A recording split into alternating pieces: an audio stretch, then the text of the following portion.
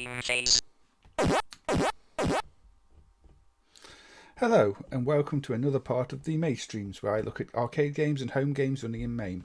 I'll try to give equal share of time to arcade games and home games, and for this episode I've just picked out a miscellaneous selection. There's going to be a few maze games like Jungler you see here, there'll be a few shooters, there'll be some, maybe even a racing game or two.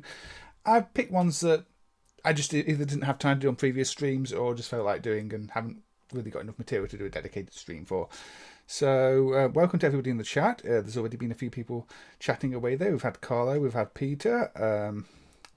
So yeah, that's all good. And there's a couple. I think we've got 7 people viewing right now, which is a good number to start on, I feel. So the first game I'll be looking at is Konami's Jungler. Now this is one of your 80s classics. A maze game. Maybe reminds you a bit of Nibbler. It's a maze game with snakes. But yeah, let's do the usual and change my view for the vertical games and full screen it. And now we'll put in a coin. And now you should hopefully be able to hear something because the attract mode was silent. I mean, this is one that's got a DC offset though, so I can't get a good idea of the volume levels. Now the idea of this one is you get behind the enemies and you shoot the tails to dispose of them. So you don't want to be in the way of their heads because they'll eat you, and you don't want to get shot yourself because, well, that's a bad thing. Oh. Now this is actually quite a popular game. It was ported to a number of systems. We won't be looking at any of the direct ports on the stream, but we'll be looking at another snake-based game after this. Now it's been a while since I played this. But I think this is a good arcade game. Maybe some people don't really like it that much because it's got really small sprites compared to, you know, a lot of arcade games that are 8x8 pixels. Now you can attack things even if you're not behind them, but it's a case of shooting the tail. So as long as your shots reach the tail, you're good. Obviously, the easiest way to do that is to be behind them. Otherwise, you're risking colliding directly into them, which is not what you want to be doing. But yes, this is an enjoyable mazy puzzle game. Thank you, Peter. Thank you. I think I'm starting to get the hang of the sound levels. If things seem too quiet in my headphones, I know they're quiet. If they seem too loud, I know they're probably too loud. But yeah.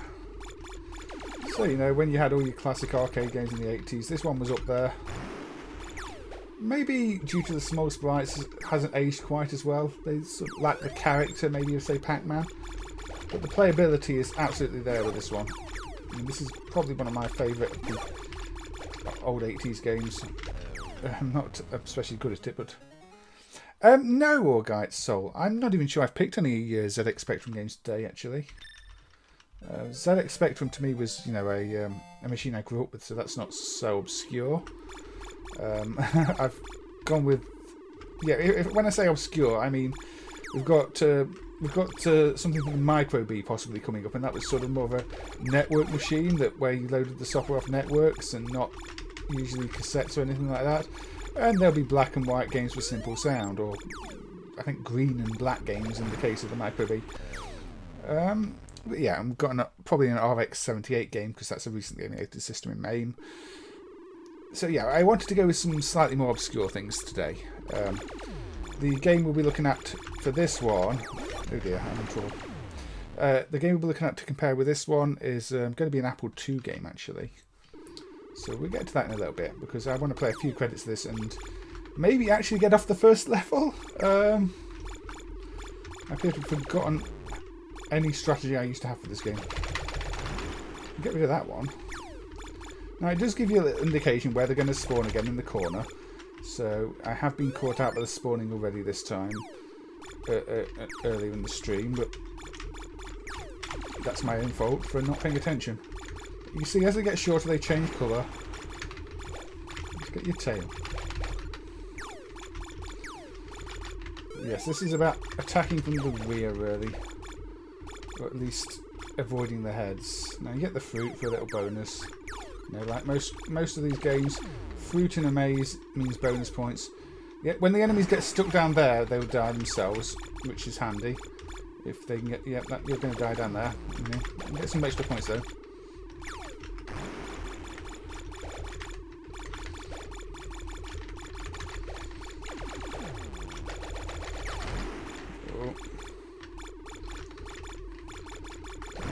Get rid of you. Now, is this the last snake for this maze? I believe it is. If I can dispose of you, we will have done quite well.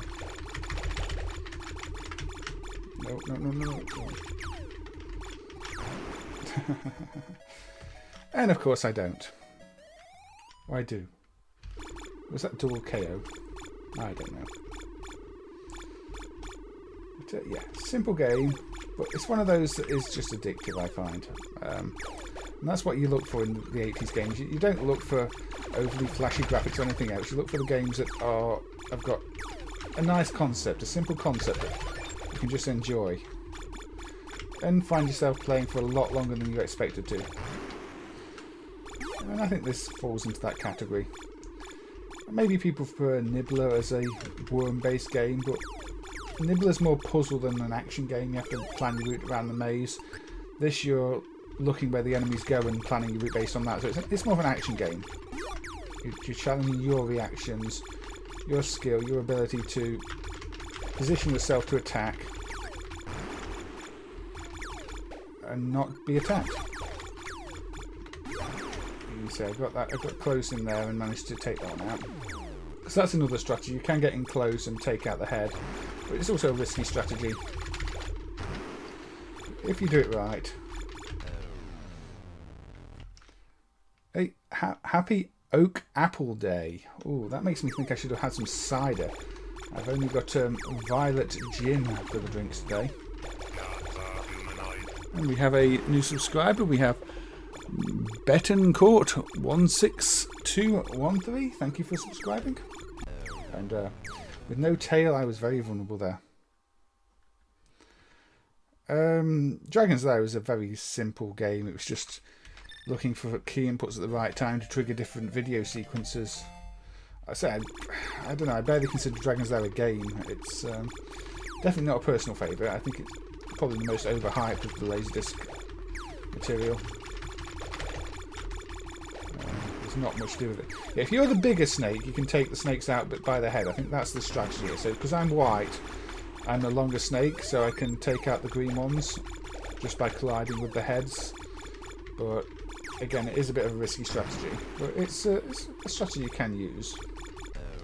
But you see, the red one's bigger than me as a white snake, and kills me. Yeah, it's a quick time event game, but without any prompts for what you're actually meant to be doing. I think that's what gets me the most with Dragon's Lair. It doesn't tell you what to press. You just have to learn it by trial and error. You don't know when to press it.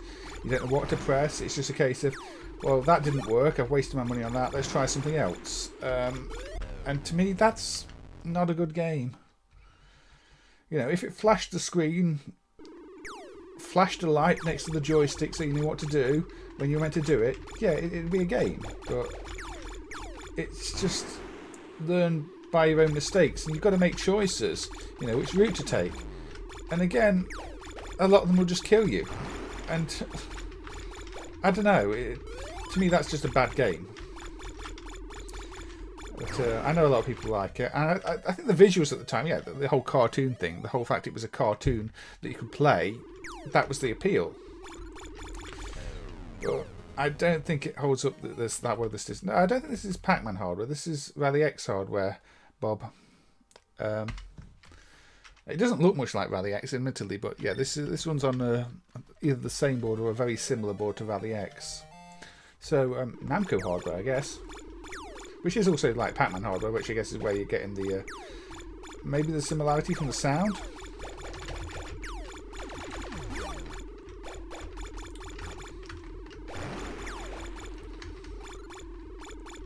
Amidari, are you talking about a clone of Amidar there, Carlo? I mean, Amidar's not on my list for today. It's one I might look at. Maybe it's one I should have put on my list, but it's not one for today's stream.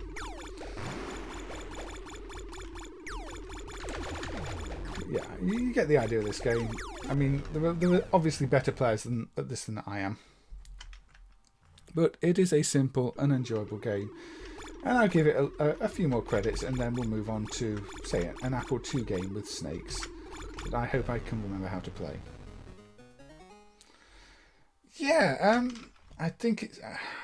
I don't think it's 2 players simultaneous though. If I enjoy join 2 players, yeah, it's take it in turns. There's no simultaneous play, unfortunately. But yeah, it could have worked out as a 2-player game at once, couldn't it? And this does have a very Namco feel to it, but it's always credited to Konami, so I'm guessing Namco weren't involved aside from the hardware, unless there's Namco involvement that's not been documented. But I don't know.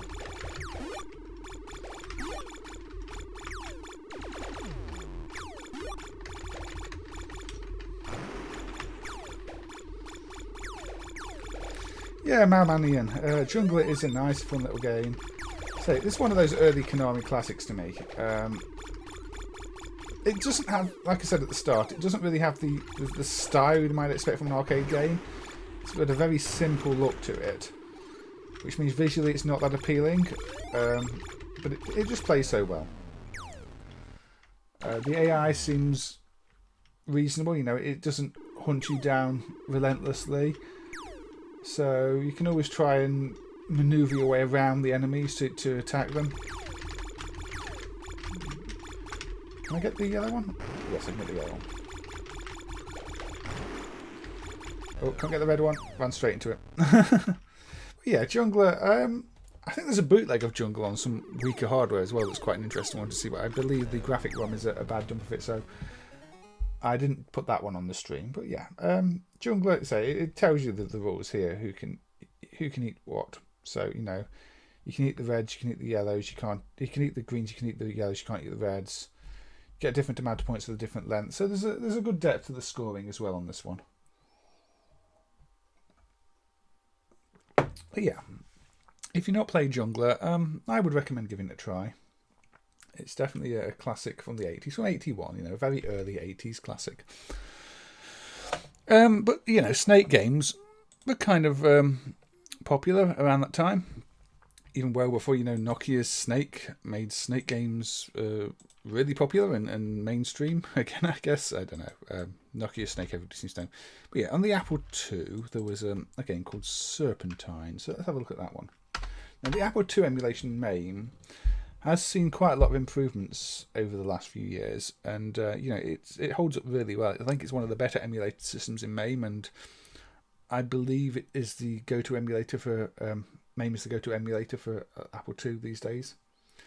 So, yeah, let's have a look at Serpentine by David Snyder in 82. So, again, early 80s we've got here.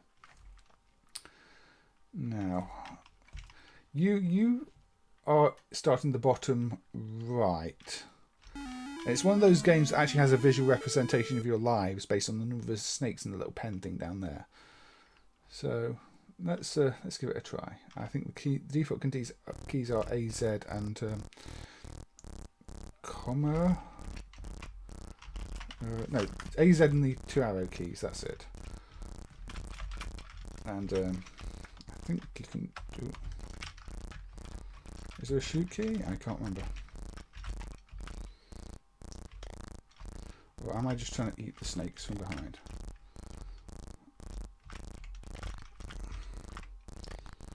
I'll get used to the controls in a second.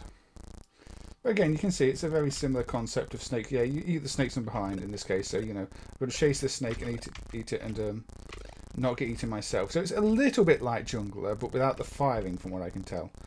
Unless I'm missing something, but I don't think you can fire in this game. Is this pre-Nibbler? I'm not sure. I mean, Nibbler's quite a different concept, so I don't think this would have been based on Nibbler. But I can't remember what year Nibbler was released.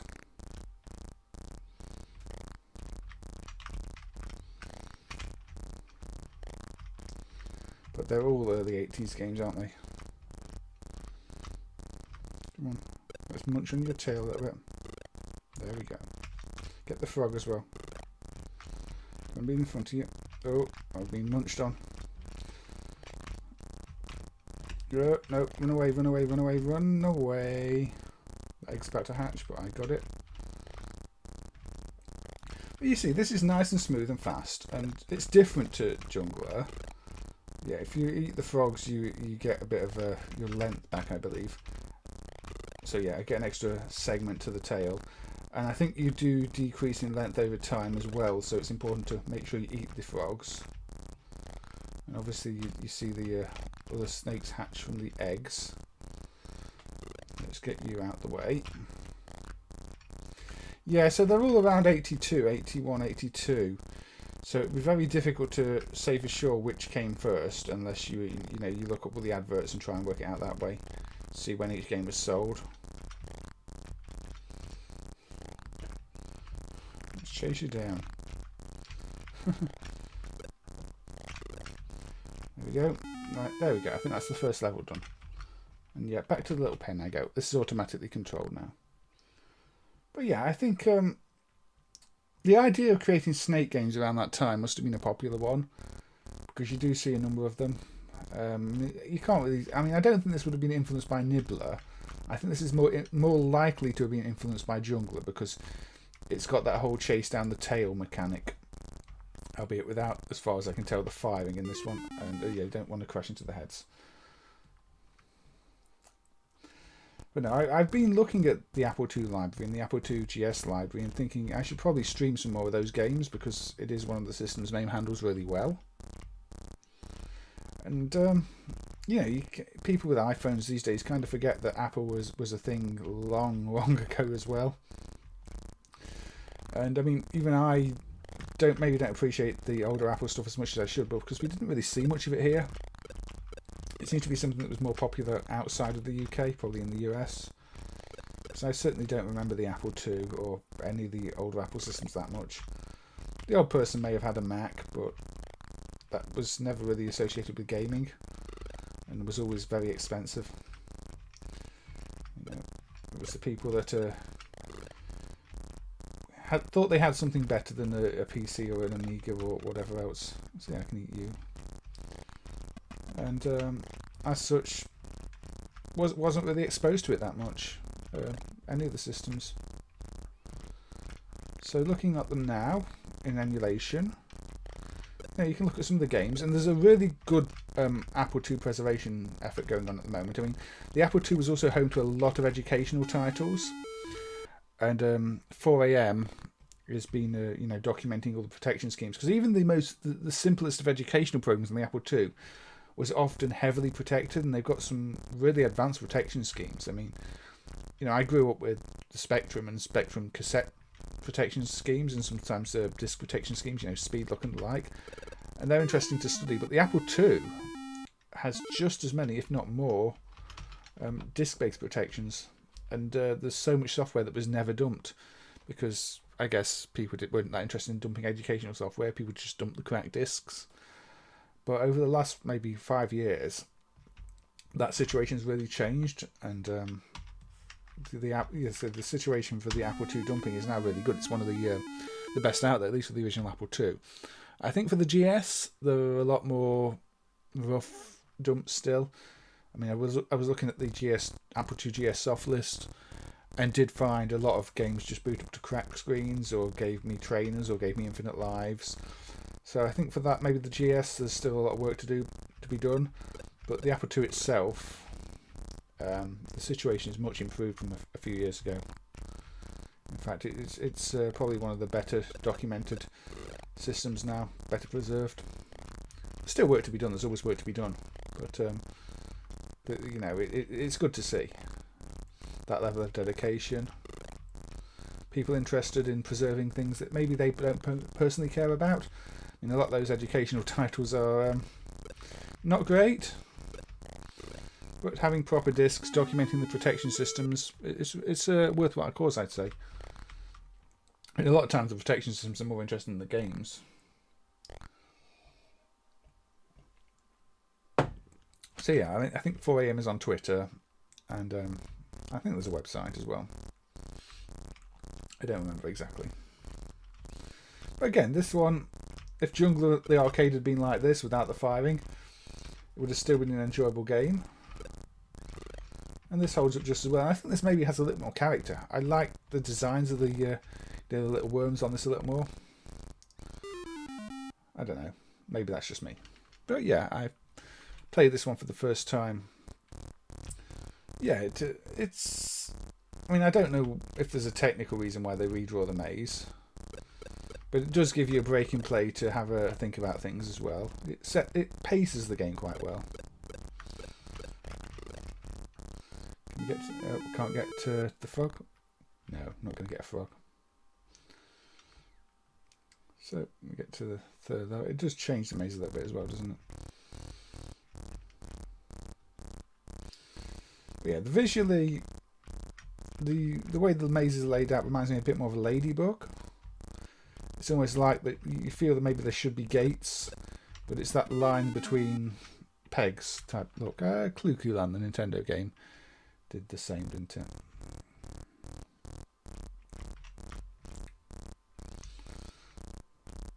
But it's all about the snake lengths, and that's why I think it's going to be one snake length versus another snake length. Very jungler. I got myself in trouble there.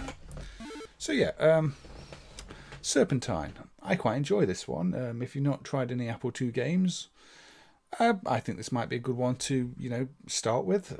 It seems to be an easy one to get grips with, and it runs well. But I think all the Apple II stuff does run well. It does seem to be a system where MAME does a good job. Now let's go early SNK next. Let's go with jumping cross now. Hold on, this is a vertical, isn't it? Set my screen correctly.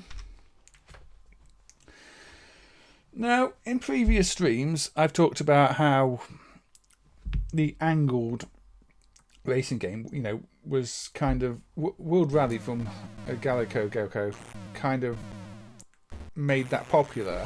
And while this isn't an angled racing game, it still has almost that feel to it because it's side on and also top view, so it doesn't do the whole isometric thing, but it does alternate views as you're going around the course, so it feels almost like a precursor to that. But this is from '84, so this is a much earlier game.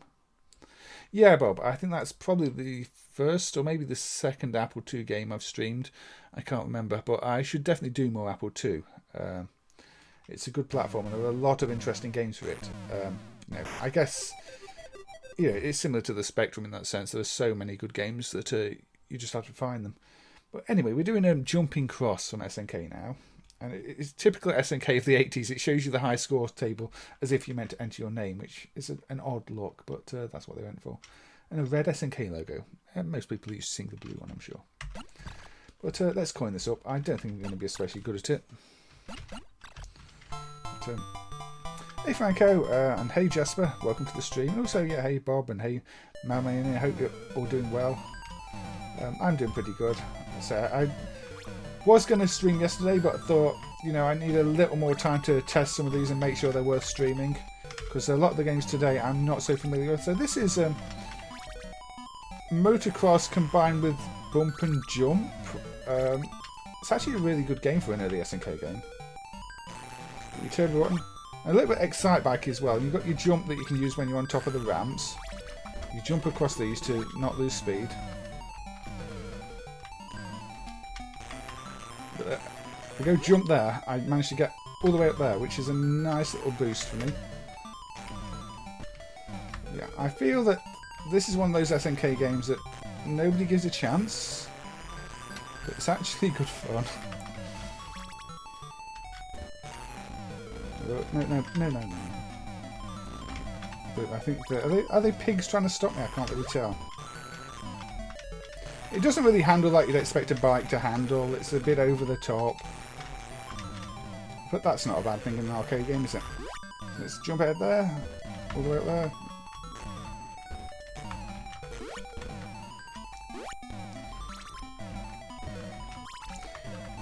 Oregon Trail on the Apple II. Yeah, a lot of people really like that one.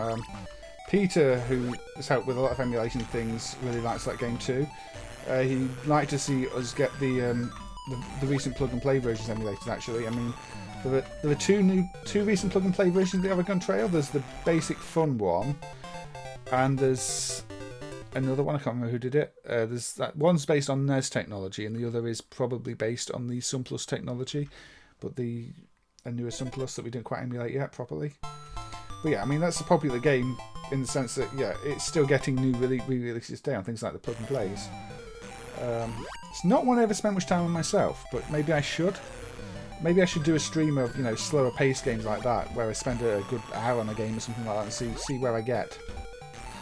Because I know there are a lot of games like that. I mean, a lot of games I grew up with aren't 5-minute play games. You know, I spent a lot of time playing the likes of Populous, Mega Drive version, Amiga version, and Settlers on the Amiga, Megalomania. And those are games you don't really stream in 5 minutes. Those are games you'd have to dedicate a longer stream to.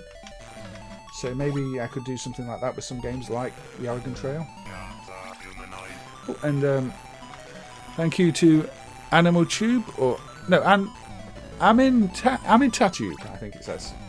I really should move the thing so I can read the text better. But thank you for subscribing, and I apologise if I pronounced that incorrectly or read that incorrectly, because it's on the other screen over there, and it's kind of a bad choice of colours on my part actually for reading it. Let's make our way around this track. But if you're in the chat, feel free to say hi. Oh, well, SNK putting your advertising there, making the road a lot narrower. That was unfair. Yeah, this is very Excitebike-like, isn't it, Franco? I mean, it's not quite the same in the sense you're not going on the boosters, you've not got the overheat meter, but it is a motocross game, an 80s motocross game with jumps. So yeah, and you've got your speed up button. You just don't have the overheat, as far as I can tell. Or if you do, then I've been playing it very badly. And it's a little bump and jumpy as well. I mean, you're trying to knock other people out of the way and knock them out, knock them out of contention. So it's a good mix. It's not one I've spent much time with, but for a game from '84, yeah, this seems like a fun one. It's probably one of the more enjoyable of the early SNK games I've actually played. Get a nice big time bonus here too. But yeah, I think in school we got Granny's Garden and another very similar game that I can't remember what it was called. But those educational adventure games on the BBC Micro, because here in the UK at least, it was all BBC Micro, not really Apple II. So all our educational software I think is on things like the BBC. Which of course was then replaced by the Archimedes. I've looked at a few Archimedes things on stream. I've not looked at that much BBC stuff on stream because the BBC doesn't really seem to have a great gaming library at all.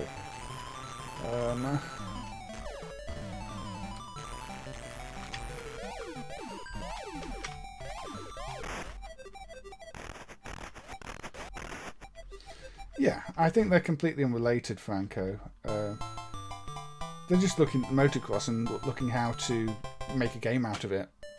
But I think this one is actually more important than people give it credit for, because there aren't many games that use this type of perspective back then. And if you look at the racing games that do try and alternate the view, give you corners to turn like this, they're all from much later. Say World Rally is the one that really made the isometric view popular, and that was 90s.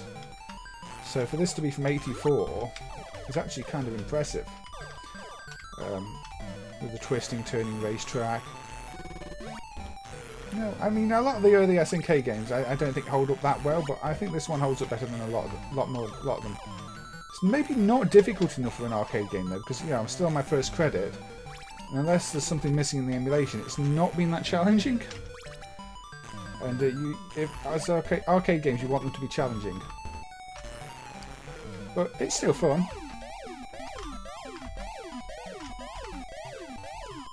I don't know what the beep's for. Probably just that bird up there, isn't it? I feel like maybe my turbo thing should be limited, but it's not. But I've been knocked off again. But that's it. So that is game over. Motor Road. Is that the one with combat cars? Where there's a sequel to? I did look at that briefly. Might be one I play on a future stream if it's the one I'm thinking of. Let's just open a can and pour some drink. I get a whole. Well, I don't get a whole many seconds. It's counting down really quickly.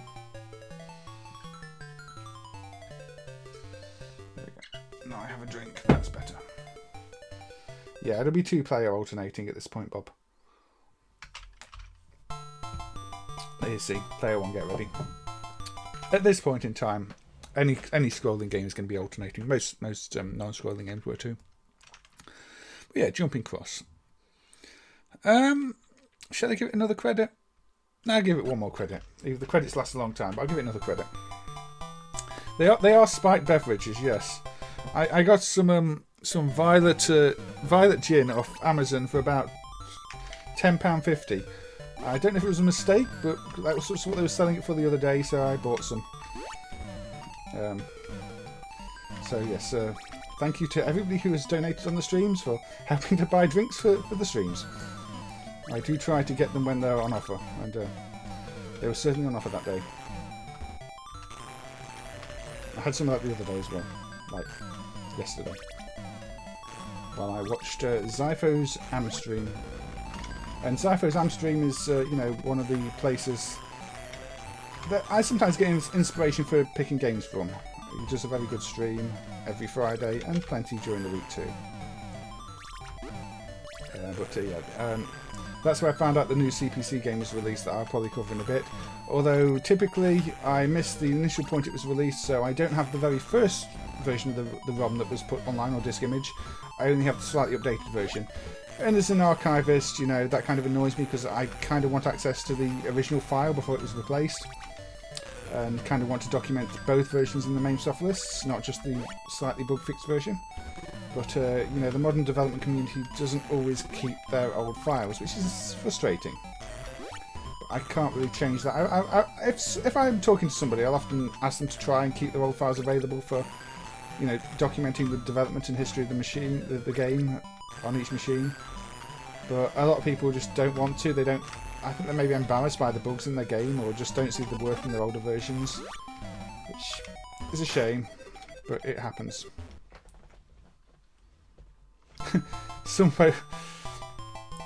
Yeah, it is that kind of music, isn't it, Franco? It's got a certain intensity. It's almost you know, Guitar Hero Through the Fire and Flames, but SNK in '84. But yeah, I would say this is the last credit I'm going to be playing on this one, and then we'll be going on to another bike game, but on a computer. It's one of the ones that's in the stream preview snapshot, and one that's been recently integrated in MAME. But this one's been in MAME for a while, and just one that I don't think gets played much. We talk about Excite Bike. We've got a guy in primary colours who could be Mario.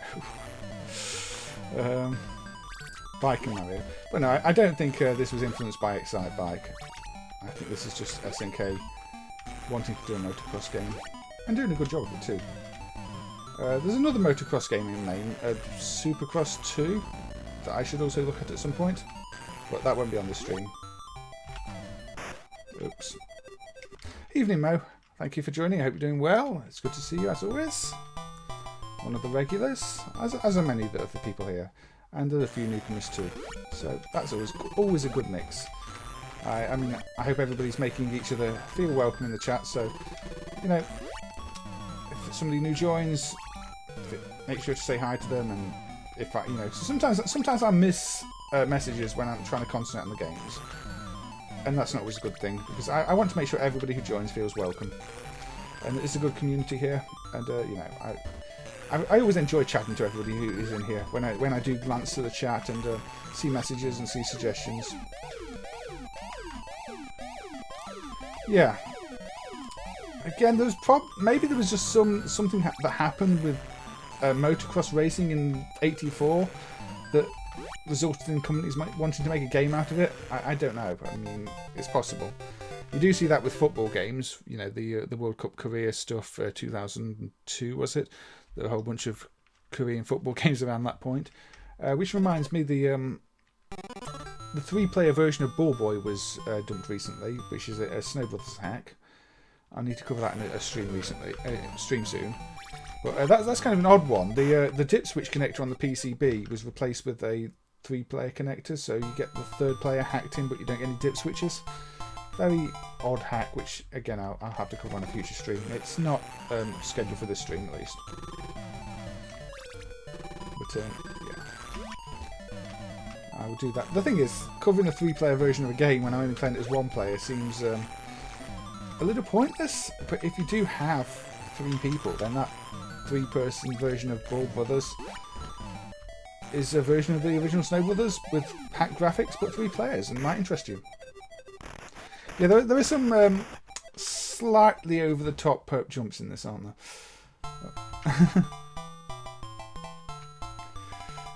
I don't know what determines exactly how far you go. I mean, you know, you can do that, and is there a way to get it even slightly further? I don't know. Avoid this, those. Avoid that. I think that's me dead. The obstacle. I did see that, yeah. Aaron adding MIDI input to some of the Yamaha keyboards, isn't he? I need to check that out in the future and see what MIDI files I can get it to play. I've not actually had a play with that one yet, but I might have a look at that on the stream. Although obviously you really need some kind of MIDI keyboard to make proper use of it. Otherwise, you just see me using a mouse, clicking buttons, and playing MIDI files. Right. So the computer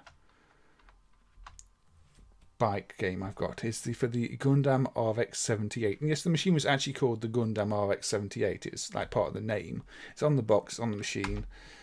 It's named after the RX-78 from Gundam. But this is Super Motocross that was released for it, and I don't know when this was released actually. Image information, about 83. So yeah, again, early 80s. This is a different game. This doesn't scroll, so this is more your Super Sprint style game. But right, so we can have 1-player game. We can have a 1-course play, and we can select course 1, and we can do 3 laps. No, that wasn't the start key. Sorry, I've got to remember what the keys were. 1-course play, 3 laps. Space is the start key. Okay. So this is left, right, up, down. Do move you in the direction you want to go and accelerate you. And then you've got a wheelie button. So you're trying to complete the laps of this course. And you have to wheelie over the logs, I think, or maintain your speed. I don't know. Otherwise you crash, like I'm doing now. I managed to complete this course quite well earlier. Maybe you just don't go too fast. And then for the ramp, you have to wheelie at the end to do the jump, and you have to manage your corners. So yeah, this is a system that was emulated a few months ago in MAME, and until recently there weren't really many dumps of software on it at all. So it's one of those where progress has been impressive. I can't remember how to do the logs. Just be in the middle, maybe not go too fast.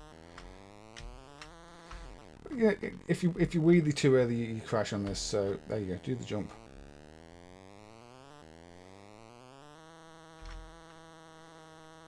Fancy hardware to make mosquito sounds. It does sound a little bit like mosquitoes, doesn't it? I mean, the hardware is not too fancy. It's I don't know how to slow down, unfortunately. There we go. So this is. So it's not the most advanced game, but if you had one of these systems, it's probably a decent game to own. I'm going to play a bit more of it than you might expect me to. But yeah, this is. So this wasn't emulated in MAME until recently, and there were hardly any dumps, and the games are a little bit pricey. So you know, a big effort had to be put into acquiring the games, getting them dumped. And there we go. That's 3 laps. Yeah, Kickstart meets Super Sprint. I mean, I do really like Kickstart and Kickstart 2, the course editor and everything else. I played a lot of Kickstart. And ATV Simulator, the Codemasters one as well, of course. But yeah, this is that sort of mixed with Super Sprint. So this is this is the second track, which presents a different challenge. It's got diagonals. Oh, I pressed the wrong key again. What did I do then?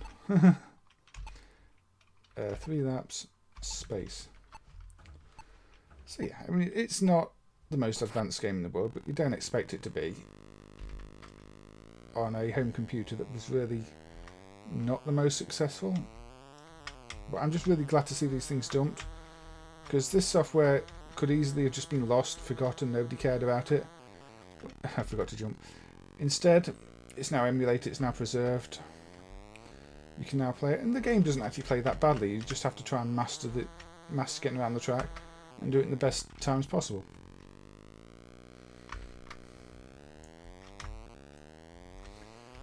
I mean, this to me is one of the more playable of the RX-78 games. There are a few of them I've tried to play and they just feel far too slow paced, far too pedestrian.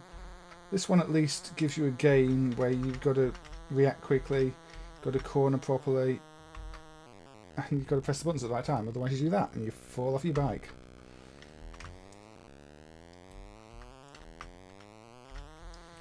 But yeah, I should probably cover some more of these RX-78 dumps because, like I say, they're really rare material, and you know, while they're not all amazing games, and I probably struggle to cover a lot of them because they're in Japanese, and you know, I don't read Japanese.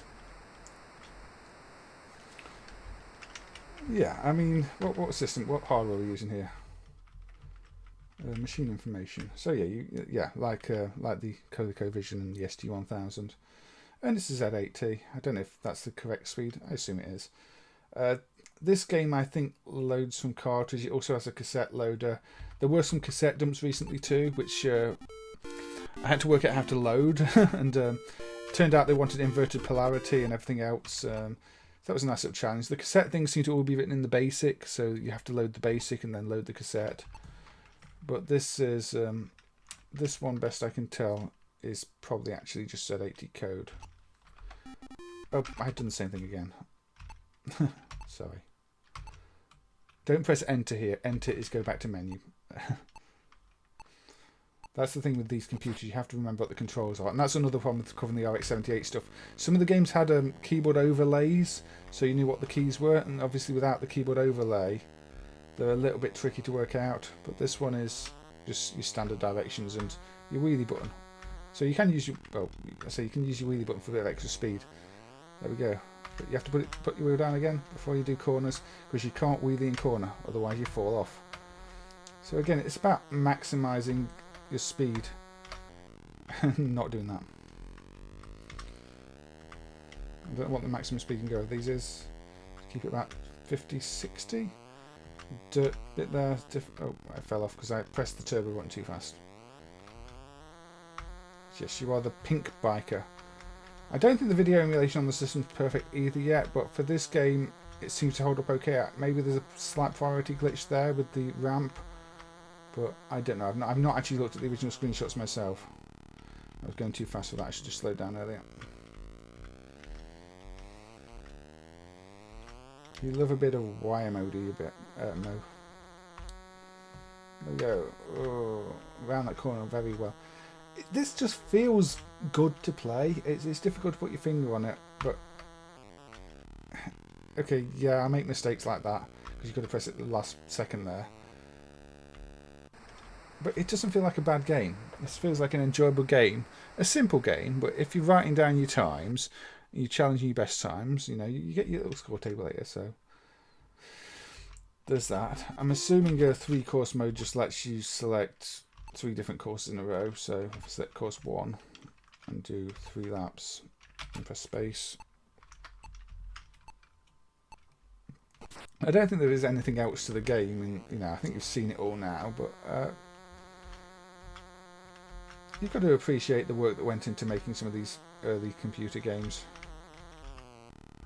Yeah, maybe there's a brake button I'm missing because you do have to slow down for those.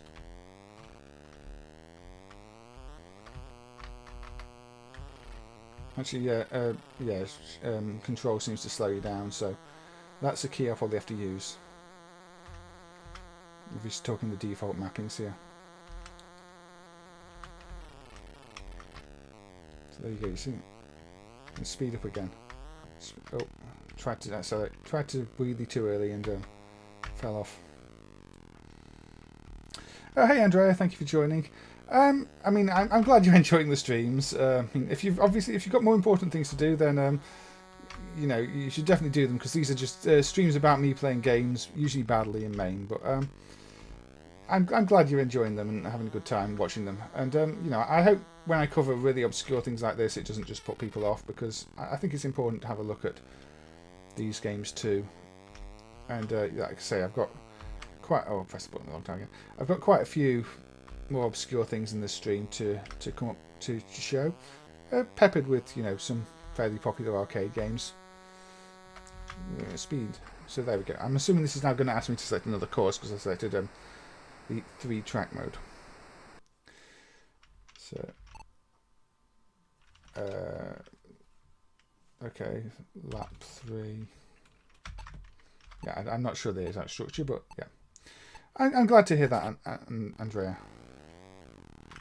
I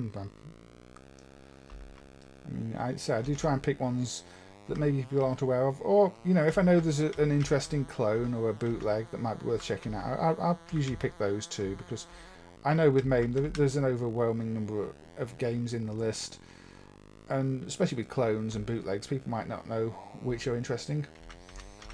So, and new additions as well. I mean, say this is a recent addition.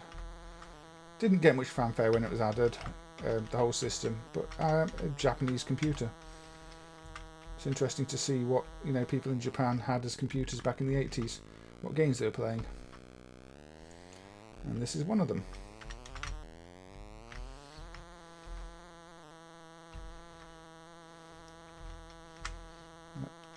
Around for the last lap. I'm losing control. But yeah, I've played far worse racing games on things like the Spectrum. So, I mean, if this was on the Spectrum, I think I would have really enjoyed it. As a simple early game. Yeah, break and wheelie jump. I just forgot there was break at first.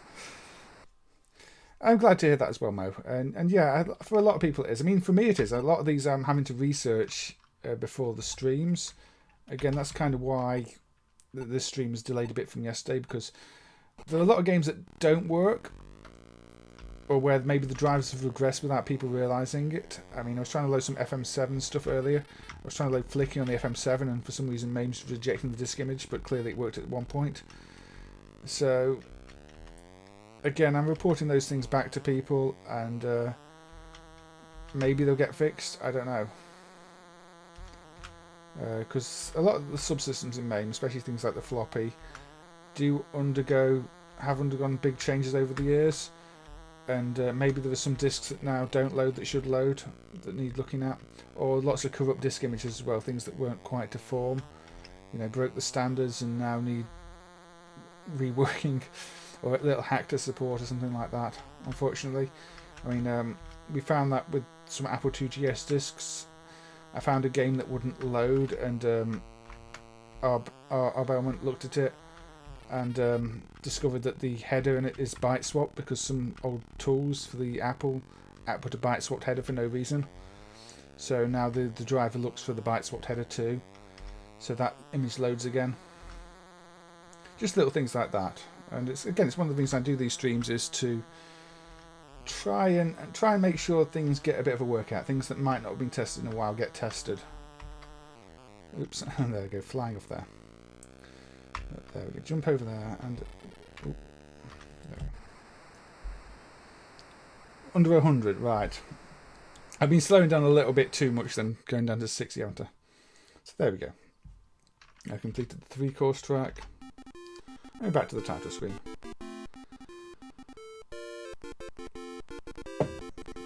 Yes, this is early Bandai game for the Bandai RX-78 Gundam. And hey Aaron, it's going good, thank you. I hope it is for you too. Welcome to the stream. And hello Math. Math is... I'm not going to be doing maths games, but welcome Math. I hope you're doing well too. It's a way to say, I mean, we have some automated testing, Andrea. Tafoid does run through all the sets, but testing everything, if they require user inputs, it's much more difficult. And a lot of games, you know, they won't produce sound until you coin them, things like that. Yeah, fellow Jasper. I tried it in MAME and overclocked the 68K to about 40 megahertz, and it was smooth. It was more playable, but I think the game Group X is still limited to about 15-20 frames a second. It just doesn't drop to say 5 or lower. So I think it is more playable on an 030 or, you know, an overclocked unit. but it's not going to be perfect. I think that's just the design of the game. Yeah, alright, so they're parts of the SNES game, aren't they? The ones that were Denji Makai, the arcade, got released as Ghost Chaser, Denji on the SNES, and then hacked to work as an arcade game. I seem to recall they have raster effect issues with the status bar and a bit glitchy, but I might have a look at that. But yeah, say automated testing only gets you so far, Andrea, but we do some of it. I mean, Tafo does do a run every single main release of things, compares screenshots, compares the WAV file outputs, and if anything changes, he'll report it to the developer who made the change that changed it, just to make sure it's intentional. But when games require you to type in loading commands or press buttons, the automated tests just don't pick it up. Right, I'm going to look at Breakout.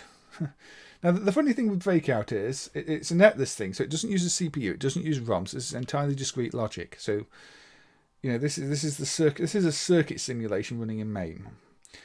MAME runs the circuit simulation at 1 gigahertz apparently. So that's just an internal detail, I think. But I don't think it's a 78 game running at 1 gigahertz. It's just how the simulation works. But yeah, so this is like Pong. It is a TTL game, and this is one of the early Break the Wall games before Super Breakout. Okay, let me actually try and get my timings out. So again, this is mid-70s. This is what, inspired a lot of other games. This was a very important game. But no ROMs, no CPU, entirely done in logic on the circuit board. So this is a circuit simulation or a circuit emulation more so than anything else. And it's very impressive for what it is, I have to say. Now the game is black and white with an overlay on the screen, which is what you're seeing where the coloured bands are coming from. But yeah, to see this running is really impressive. And there were a lot of games that didn't use CPUs. I mean, the most complex one in the end was Monaco GP, which is well beyond the current capabilities of MAME's emulation for this type of thing. But some of these earlier ones are fairly well emulated. This one is fully playable. Pong, obviously, is playable. Pong Doubles is playable. Rebound, which is sort of Pong with gravity, is playable. And for other ones, there is the Dice emulator that does a really good job. I think that one might run Death Race when MAME doesn't. I'm not sure. Obviously, one of the early controversial games, Death Race, because you're running over pedestrians. Some of these did use graphic ROMs, but none of them used CPU ROMs. And then, of course, later you got games with hybrid where there were some bits CPU based and some bits that were still relying on circuits. Yeah, I'm saying I'm really impressed by this. It's mostly been a Courier Sud who's done the emulation of these, but you say they do. It's convincing. And the netlist has obviously been used since then for the sound emulation in a lot of games, because even after games started using CPUs for the gameplay, a lot of them still used this kind of tech for the sound circuits, because it's a very easy and cheap way to make beeps and boops and explosions and all that type of thing. And if you've got a really convincing circuit that does a great explosion effect, you're going to stick with it, as opposed to using a cheap early integrated chip that produces really weak explosions. So that's why you found so many games early on still used similar sound circuits. And before, at first there weren't even any integrated solutions. When Space Invaders came out, I don't think you had any chips that could do sounds on their own, so you had to. And then you start getting things like the AY that did the sounds, but a good explosion can still sound a lot better with a dedicated circuit. Yeah, the resolutions and everything else, it's because horizontal resolution isn't really a real thing, Andrea. It's just the frequency it can output the signal to the screen. The vertical resolution is fixed. The screen won't sync if the vertical resolution is wrong, so it's got to be a certain number of lines, it's got to be a certain timing in that regard.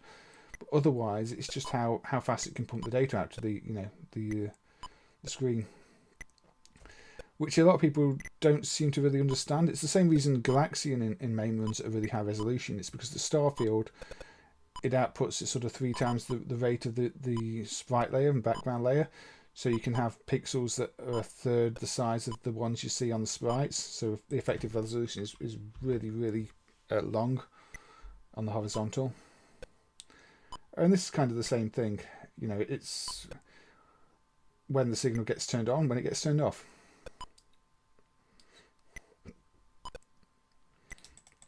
Unfortunately, at this point, there were no lasers, Bob. We don't have any lasers. We don't have any ninjas. We don't have any cows. I'm really bad at this as well because, you know, your bat is actually really small. It requires a good level of skill to play this one. But this is before they realised people didn't have razor-sharp reactions. Plus the fact, you know, in 76, even just spending 30 seconds playing this was very impressive. And there's no real progression. You know, you destroy the wall and that's it. You get another wall that's the same. This is what the circuits do. But it is impressive. And obviously it would be followed by Super Breakout. It would go on to influence the likes of Arkanoid. You know, you can't underestimate how important this game was and the influence it had. And the number of clones there were. There's some fascinating clones of it too.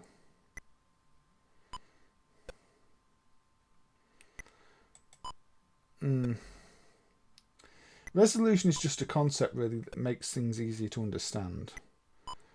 I mean, if you look at there's some other odd cases in MAME, like the Mega Play, where it's mixing a layer from the Master System with the Mega Drive, and because one runs at a different, you know, output frequency on the video, you have to scale it up to the most common factor, so you end up with a resolution of like 1:280, because that's the only way you can multiply 320 and 256 to a whole number and things like that. Possibly. I mean, yeah, I mean, that's the output say the vertical resolution is 228, which is close to 224. But anyway, obviously at the bottom there you've got the credit display. That is just part of the MAME's artwork display for the lamps. Technically, I should have probably cropped that out of the image because it's not part of the real image, but you get the idea. Anyway, yeah, I mean, for me, this one plays okay on a mouse. I mean, I think we've now seen everything there is to see from this one, so I'm going to quickly move on because there's not much more to it. And I'll switch to my not a real screen view because this isn't a real screen. And we'll look at what you got for your home in 1979, or more specifically a handheld. We've got the Milton Bradley, Microvision and Blockbuster. Now this thing, which was where the emulation was improved last year, HAP has added sound and all sorts of other things to it. This runs with a resolution of 16 by 16 pixels.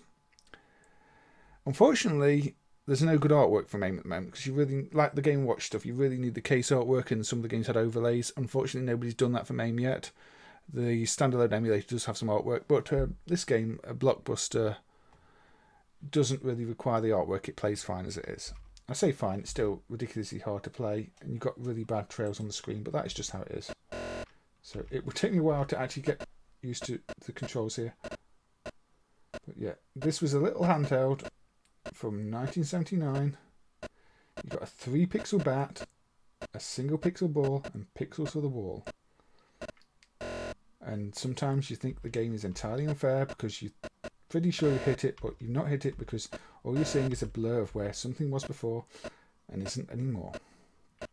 But you know, at the time you would have been paying very good money for this system, just for the privilege of playing something like this in your home.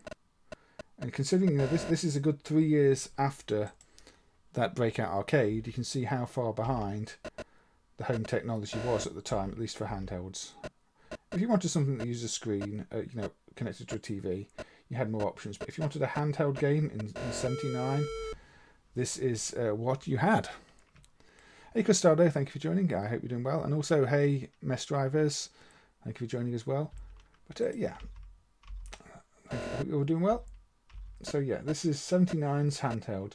Now apparently, you know, that this system did go on to inspire the Game & Watch. It's been said in interviews that the Game & Watch was an attempt to, you know, do something that was handheld that didn't have all the limitations that this had. So while this might seem more traditional with a pixel-based display, obviously it's quite limited on what you can do and how playable you can make the games. So the LCD type thing for the Game & Watch was seen as preferable. And you can kind of understand why. But if you had this at home to carry around, you would have had something that people would have been, you know, envious of. With the actual, they'd want one for themselves. They'd be quite jealous because you didn't have portable games back then. Not on this level. Not that used a display. Not that had fast moving action like this. The Tigers. Are you talking about the Tiger handhelds, Andrea, or something else? Yeah, you can play this as a Minecraft item texture. It is really, it's low resolution, sort of a Windows 95 icon. It's really low resolution, but this was gaming, handheld gaming back in '79.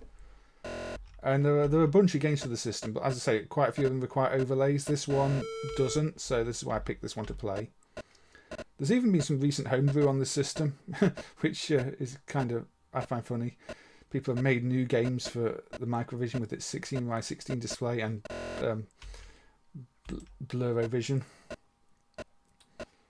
But again, I love seeing things like this in MAME. It's an important part of history, and it's an important part of history that, yeah, we can look back and go, this really wasn't very playable, but it was ambitious for the time. I mean, you've got to be good at the game to clear a level, I have to say, because most of the time when I drop the ball, like then, it's like, there's no way for me to know, or then, where my actual bat is. And I think the real screen is even worse for the blur.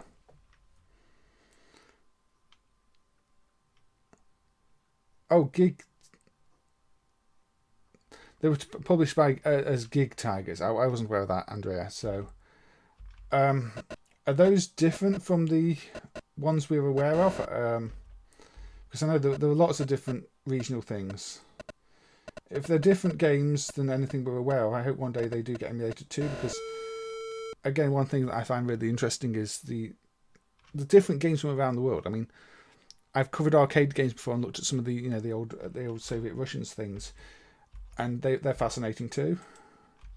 So anything regional, is definitely the type of thing I'd like to cover.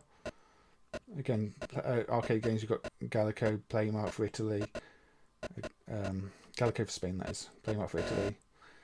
I do love to see what other countries came up with. Yeah, there's homebrew for everything. And there's some amazing beeper chip homebrew on the Spectrum too. People have done some really fantastic stuff recently. Yeah, I mean, I never liked handhelds back then. I mean, I tried to play Sonic on a Game Gear and thought, this is unplayable. This is just a mess. I've never really been into handhelds. But a lot of people were. I guess you got used to it, or you just you end up building some kind of muscle memory, reflex memory. You didn't care what was on the screen, you just knew when to press the button.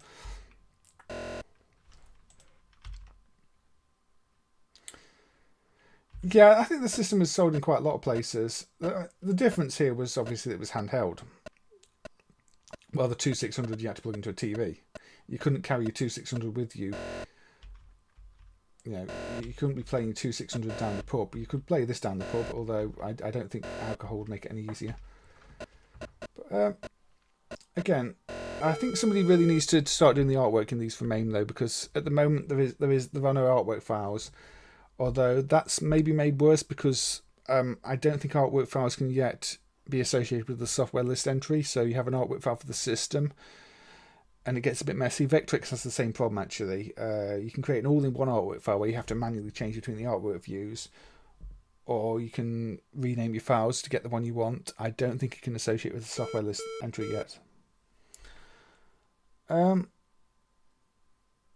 Yeah, so the better Game & Watch games are really good. A lot of the Tiger ones weren't. Handheld gaming at that point was. It wasn't perfect, was it? But yeah, I thought I'd show that one off because I think it's impressive that it's emulated, and you know that was 2 years before I was born. That was '79, and it shows you how far we've come really. Because now everybody's using mobile devices for everything, but they weren't always as good as they are now. Let's have a look at Thundercross 2 from Konami. Now, Thundercross games are some of those where there are different versions of them that play slightly differently, but I'm not going into that today. I'm just going to play Thundercross 2, the parent set, and see how we get on. A bit loud for me. So again, we're onto a shooter.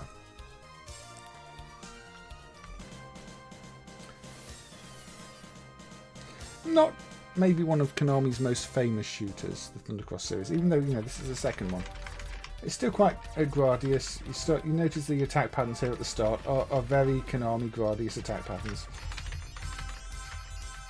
You get your power up, you get your little option. The Game Boy wasn't perfect on the screen. I'm not sure why it succeeded over the others. Maybe it was just a little less worse. Maybe it's just good marketing. Maybe it's just good games. The Lynx was terrible. I remember liking the Lynx games and then trying to play them and go, oh. Yeah, I think this is probably a Konami shooter that gets overlooked a little bit. So I thought I'd play this on stream for now. Probably one of those where the Japanese version is much better, but I've not played the Japanese version. Nice clouds there. Bit of a rainbow going on, kind of unusual, right? But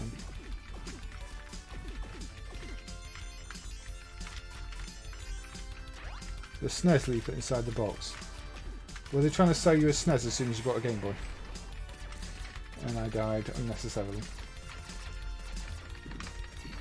Ooh, don't shoot me.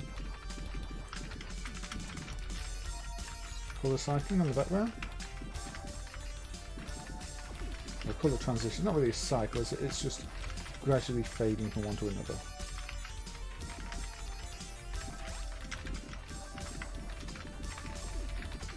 Oh dear. I'm doing quite badly here. Focusing too much on the boss that I've not managed to kill. Well, not really the boss, is it? But you know what I mean.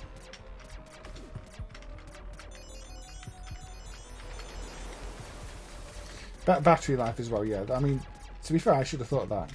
That's one of the reasons I've been put off smartphones for so long, is the battery life. Although, the one I've got at the moment, which is the first actual smartphone I bought it based on the fact it had a better battery life. It's one of the Motorola power ones.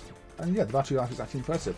I leave it in the lowest power mode it's got, and it sits on a shelf and the battery's still pretty good, half a week later. So, there is that. They seem to have improved a lot, at least if you don't use them extensively. But yeah, I don't like battery life issues with mobile devices. I never have. One of the reasons I don't like testing some of these plug and plays, I'll buy new batteries and they'll eat through them really quickly. It's like, I just bought batteries to test that thing with. Why are they dead?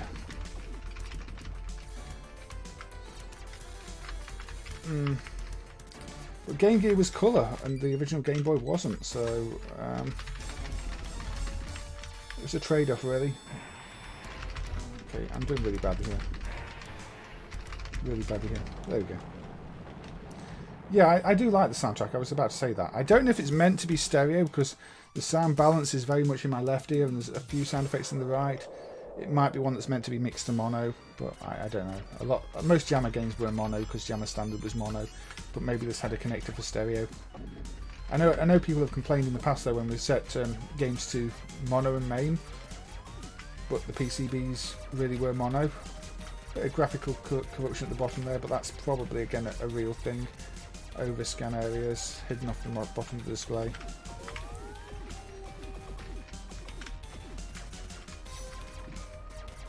Robot, yes, we were tickling its armpits, weren't we? No. It was definitely the weak spot was the armpits. Ticklish robot. Didn't like bullets in the armpit. But yeah, I think there's quite a few Capcom games where the PCBs didn't have stereo outputs, but the soundtracks were composed as stereo. And you can hack the boards to do stereo, but by default they didn't do stereo. I think it's Forgotten Worlds was one of the famous ones. At some point MAME changed the output to mono because the PCB output's mono, and people were like, it's not meant to be mono, but it is meant to be mono. Got 3 options now. But yeah, this seems to be probably an underrated Konami shooter. It's not doing too much, but it's enjoyable. It's got a good soundtrack, as has been mentioned. I'll have to check the Japanese version at some point because I suspect this version is toned down. Or, you know, rebalance changed, as is always the case. So whenever there's a vertical scroll, you do get some bad lines at the bottom, but again, that might be because the bottom's cut off on the real monitor. You can never really rule that out with these games.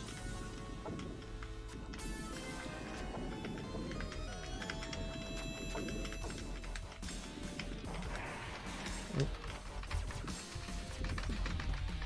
No auto fire for me. Hammer the button.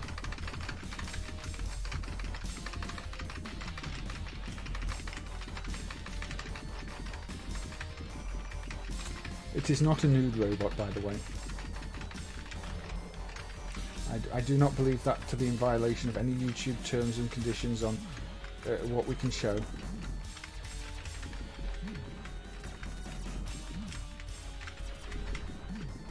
Or this. I appear to be shooting this one in the privates.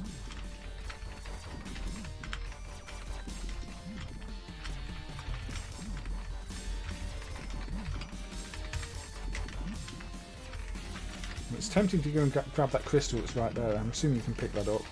Unless you have to pick that up. Can you pick that up? Yeah, that was a bad idea.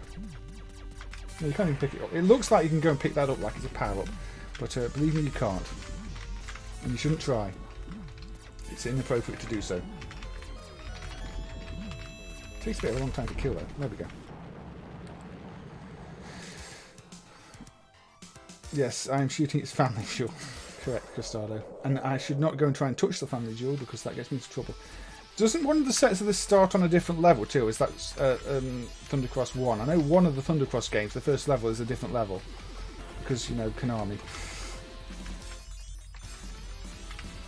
I think it might have been this one. But I'm not sure.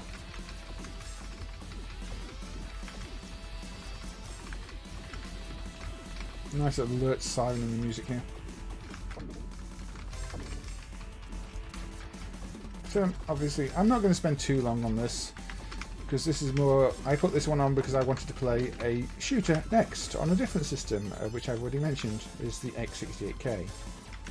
Because Carl has done a great job of fixing another X68K bug, and we'll come to that shortly. I do like it when the backgrounds and sprites connect with each other, so there you've got sprites, you know, you've got enemies appearing from parts of the ship. Nice little effect. Better than just static backgrounds that don't interact or feel part of the world, they're just there for visuals. Here they're integrated with the attack pattern.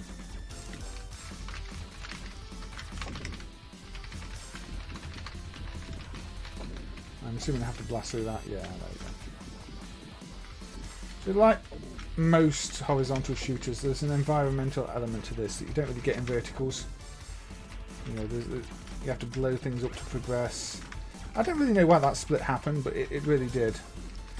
Vertical shooters tend to be entirely, you know, the backgrounds are just backgrounds. In horizontal shooters, you tend to have to take note of what's going on.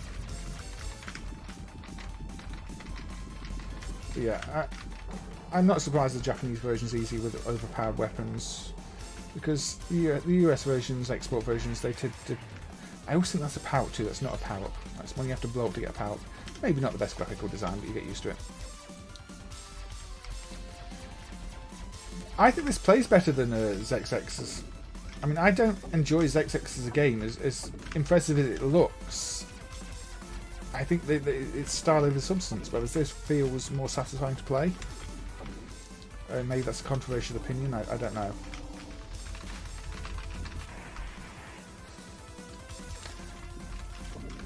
Although unfair lasers of Doom are not my favourite. Also, I think this is single button. There doesn't even seem to be a use power button. It's just automatic power-ups on this version. But it still plays a decent game as a maybe a bit of a by-the-numbers shooter, but it's still stylish, great music, enjoyable, not overly convoluted. There seems to be thought into the level design. It's not just set play after set play, which again I kind of feel ZexX is. It feels like every section of every level is meant to show some effect. You know, I kind of put that one in the Shadow of the Beast category, where it's like, yeah, okay, you made a nice tech demo. Andrea, make sure to play the Japanese version at least. The export version of ZexX's is really bad. The Japanese version is at least a better game. I mean, I still don't think it's a great game, but it's a better game than the parent set by quite a margin. As is the case with many Konami games. We still seem to have some unfair laser attacks, I have to say. I mean, anyway, yes, we'll quit that one now. The laser effects were normal. Yeah, I mean, Nitsuwatsu have probably done a better job of the whole lava cave level type thing, haven't they? I don't know. Anyway, let's move on to the X68K based game that Carl recently fixed. And this one is called Hatenkou? Yeah, Johnny. I mean, it's Konami. They did like to reuse their designs, their popular ones. They like it's a homage to their older games in some senses. It's like, remember this game? Remember this game? Konami did that a fair bit. Anyway, this one is this pushes the X68K hardware quite hard, from what I can tell. I might have to redefine the inputs. We'll see. Obviously, black screen while it's loading. As I said before, the X68K driver has no disk loading sounds, so sometimes you might think it's doing nothing, but it's loading.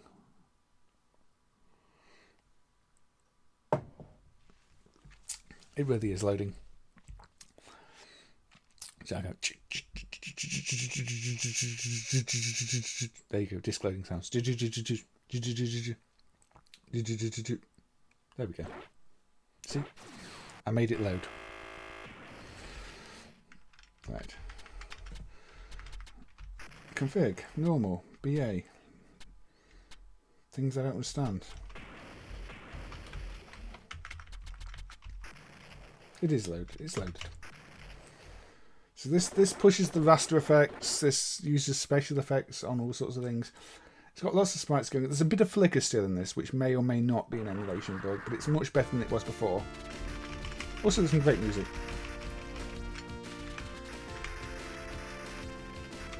Option and power. You can see it flickers a little bit there on the effects, but I can forgive it. With option. Now you can change how your options behave with the second button. So now they're going out and attacking the enemy. Now they're rotating around me. Now they're kind of following me. And now they're just fixed in position next to the ship, which is kind of how I like them. Get another option.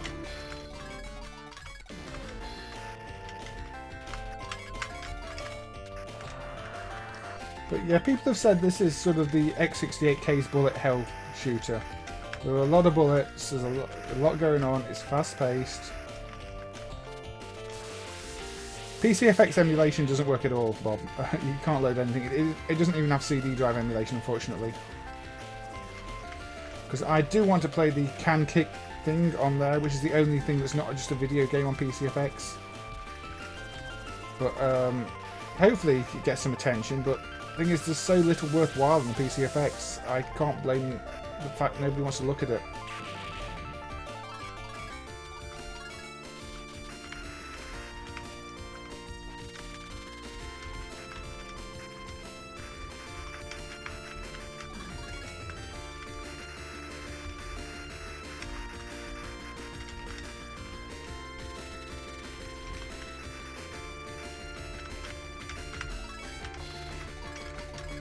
I think I've got the maximum options already though, so you know, picking up the extra ones is just giving me points. So a nice little transition there to the outspace.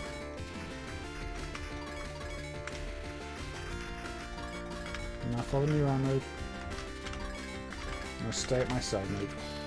This game is very cool, Andrea. I mean, again, this won't work in the latest binary. You do need the you need the latest from SVN Git to play this one. Because the fix just went in about 6 hours ago, maybe even less than that.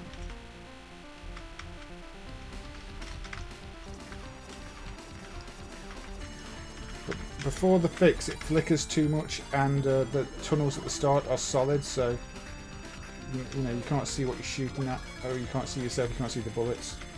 So the fix is kind of important for the playability.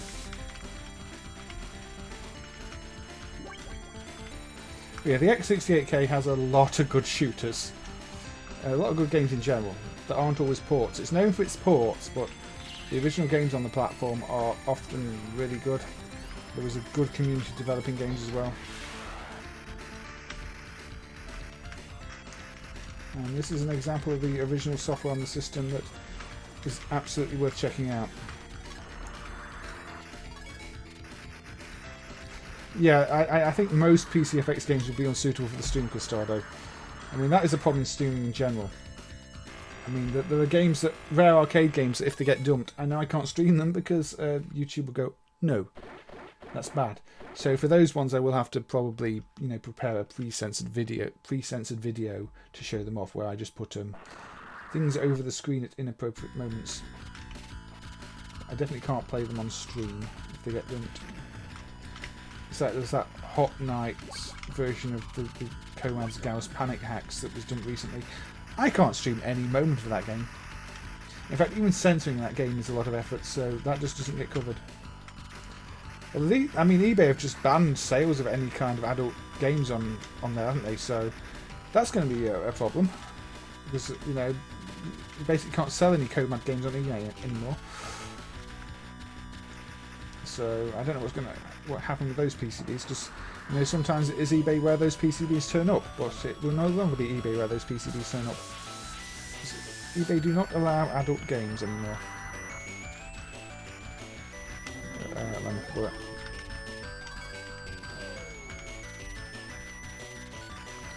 Yeah, I've not played Show Rensha 68K yet. Might be one I get to on another stream. It is one that I've seen recommended many times, so I might have to look at that. Is it the same developer, maybe? I don't know. I say my personal knowledge is not that great. I just look at what people have recommended and see how they run in MAME. There is a bit of bullet wobble on this one, unfortunately, which is slightly distracting. As you move up and down, the bullets change trajectory.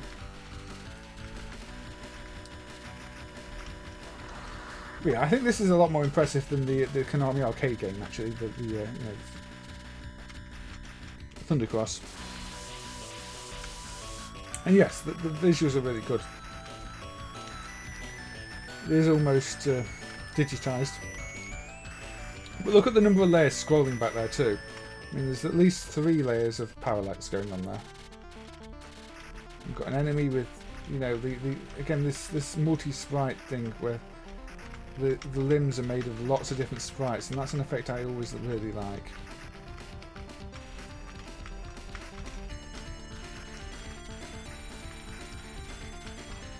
And different music tracks all the time too. I mean, one thing I've noticed with the X68K games is they have fantastic music. A Cotton was fixed recently too. I've not got Cotton on the plan for today. I should look at Cotton on another stream, because that's another impressive X68K game. with content that's not in the arcade or any other port, as far as I know. Yeah, it's a very impressive piece of hardware. One thing that surprised me recently is if you follow Phil Bennett on Twitter, he's been doing the Casio looping emulation for MAME, which he thinks will be ready like in the next month or so. And that's got ridiculously complex hardware. I mean, the system was designed for printing stickers. You know, it's console aimed at girls for printing stickers, and that's it. But it's got like about 7 layers with complex priorities, two sprite layers, bitmap layers, complex mixing techniques. It's like, why was this hardware created and then just used to make sticker printing games? I kind of hope a homebrew scene develops around the loopy after it's fully emulated, because it sounds like a really good piece of hardware that just has really terrible games. But yeah, you can see this could have been an arcade game. They would have probably had to up the difficulty a little bit, because, you know, everything's slightly too easy to avoid at the moment. Faster bullets, and this could have been, you know, a proper arcade game.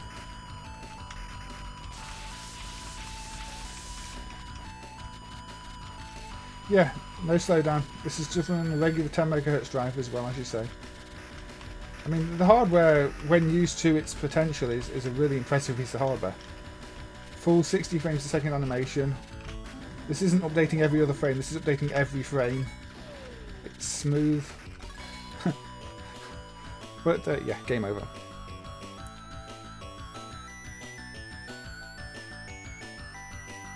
Am I anti-stickerite? I don't really know what you mean, Bob. I mean, if I'm playing Little Big Planet, I collect all the stickers, every single sticker. Or you mean for the Casio Loopy? I just don't think games where the whole point of the game is to produce a sticker is that impressive. I mean, that's not a game. It's a social thing rather than a game. Yeah.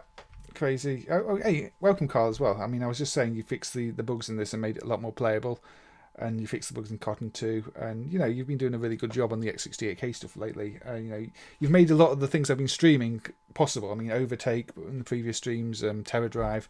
You have a Crazy C00 here to thank for the fixes that I've been demonstrating on the stream. So say thank you to Crazy C if you feel like it.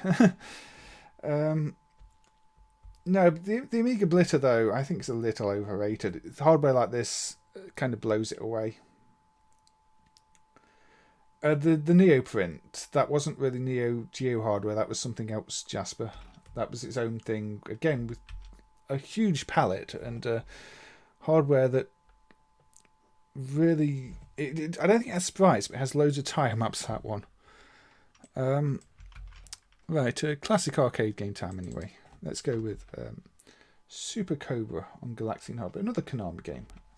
One of your old classics, though. It's probably going to be quite loud, so I'll turn down a bit. So Super Cobra is like an evolution of Scramble, really.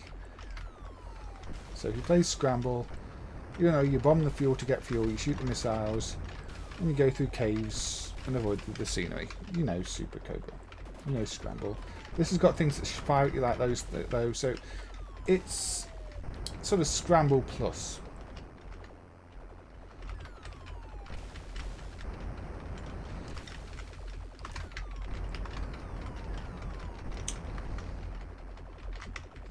The Neoprint does run to a degree, but obviously without all the printer hardware hooked up, it's not quite right. And also there are different evolutions of the Neoprint. There seem to be at least two different hardware versions that the cartridges aren't compatible.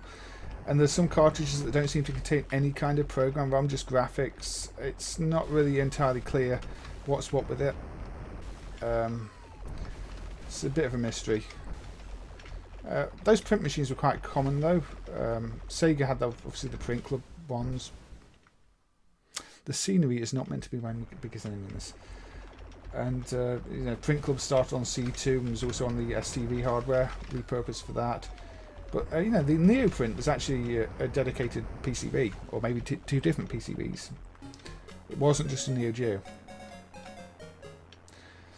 Had a great port to the 8-bit computers, Johnny. Well, I will be looking at a port of this game next, but it will not be the port to the 8-bit computers. It will be a very different port. Missile bombs from behind me. Now, this is another one where if you look at the stream preview screenshots, you'll see the port of this I'm going to play. And it's... oh dear. No, the port of this I'm going to play is very red. It's not on the Virtual Boy, but it's very red. In fact, it's only red. A little bit flickery, so I do warn anybody sensitive to flickering images that the game I play after this may not be the best one to watch.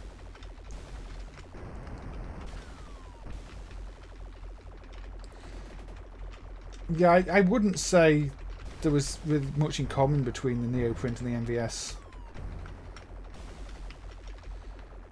I mean, Neo Geo itself doesn't even have tile maps, and from what I remember, Neoprint is a lot of tile maps.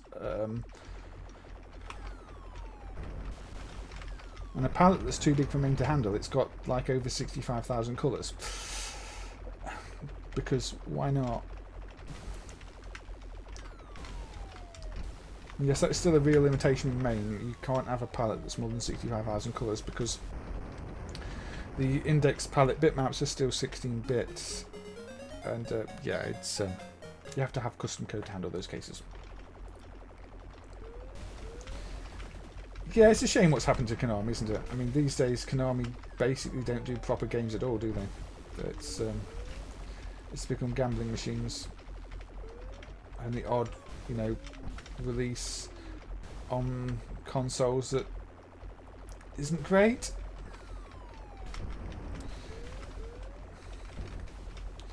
Even before that, you find Konami were publishing some things you might not expect from them. I've got a few PS3 games that Konami published where it's like, why did Konami publish that? Can't remember the title of them. And then they had kind of really poor ports of some of their older games to that hardware. The Silent Hill collection was dreadful. Yeah. There's still some Konami plug and plays I'd like to pick up too from the 2000s. There's one that's got a xylophone-like controller where we thought we'd bought it for a good price and then the seller just didn't ship it.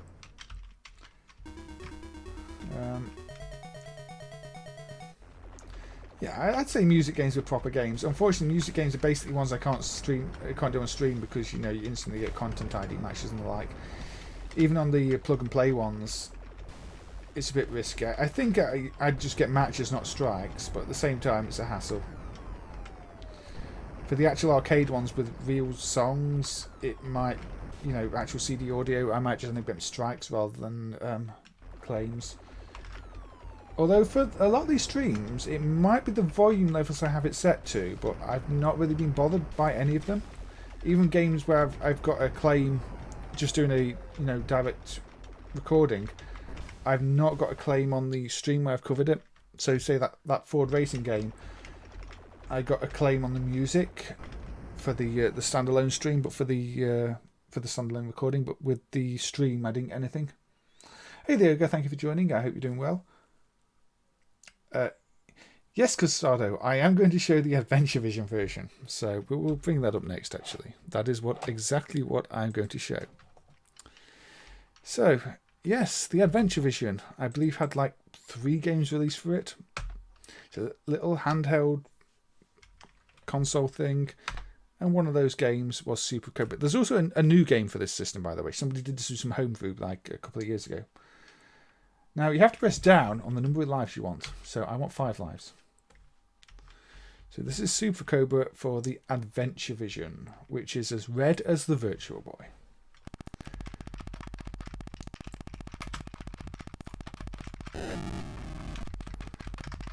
There are meant to be some controls here.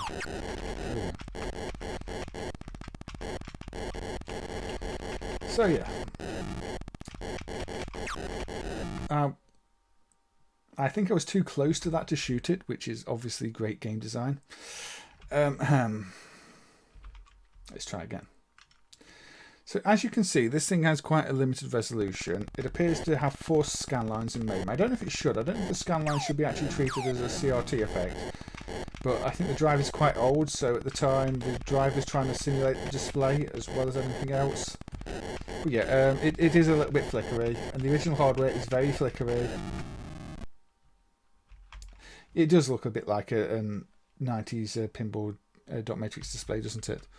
Maybe the tech is somewhat related. I really don't know. I don't know much about the original hardware here. I just know that, again, this is a... Where is it from? Machine Information. 82. So this is an 82 handheld. So we looked at, you know, the Microvision earlier, which was a 79 handheld.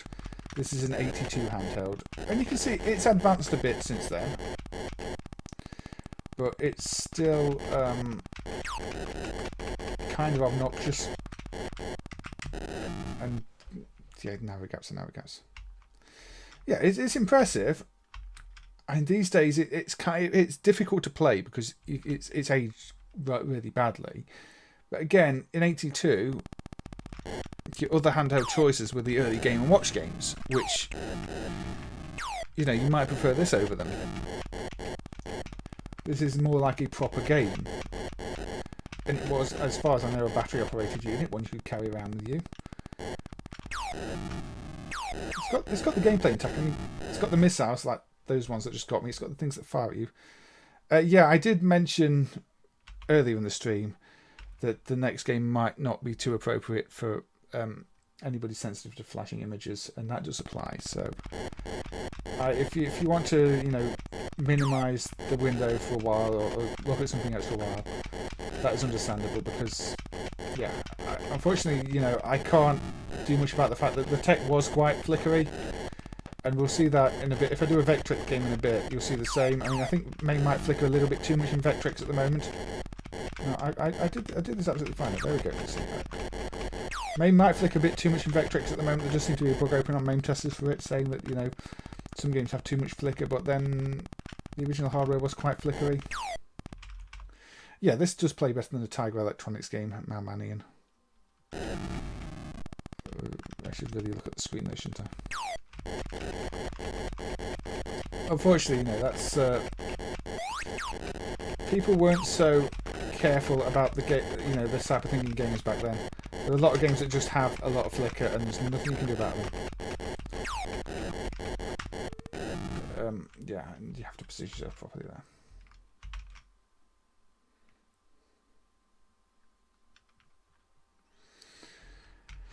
Unfortunately, Jasper, I'm not entirely sure which ones are the licensed songs a lot of the time because a lot of them are Japanese songs, and you know, I don't know which ones are original, which ones are licensed. Resolution is 40 something by 40 pixels. Yeah, it's not a high resolution. It's still better than 16 by 16 on the Microvision, but it's still it is a low resolution. But, you know, due to the fact this is flickering so much, I'm not going to spend too long on this because, again, I don't want it to... I don't want my streams to be causing harm to anybody. But I do want to demonstrate these things and that they existed. And that they are pretty cool in their own right. That's such a narrow gap for this little chopper. So we'll probably play this game until I run out of lives again. And then we'll move on to something else because... yeah, it's... it is a little obnoxious. Okay, we're 1 hour 40 into the stream, so we're just over halfway, assuming I go for the usual 3 hours. And, I hope people have been enjoying what I've had to show you so far. That is such a nasty gap. Yeah, the original display. I know there are people that tried to record original hardware videos of this, and they just look horrible. I mean, I've turned up the bloom a bit here with HLSL effects to make these scan lines, you know, the red bits a bit bigger and the scan lines a bit narrower, and just try to make it more palatable. But it's a difficult one.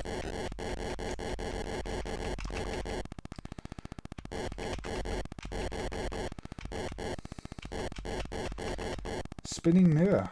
I don't know what the tech the original actually used was. But, I guess spinning mirror is going to give you flicker. Yeah. I like the way the blades are animated even on such a small resolution. You can tell it's a little chopper with the animated blades. So 1,000 miles. That's more than I'd walk. But you've got sort of the attack patterns from the game as well. You see, you've got those doing their little arcing missiles. This part seems exceptionally tricky. I don't know how you're meant to get down there without getting shot. Because you can't move diagonally.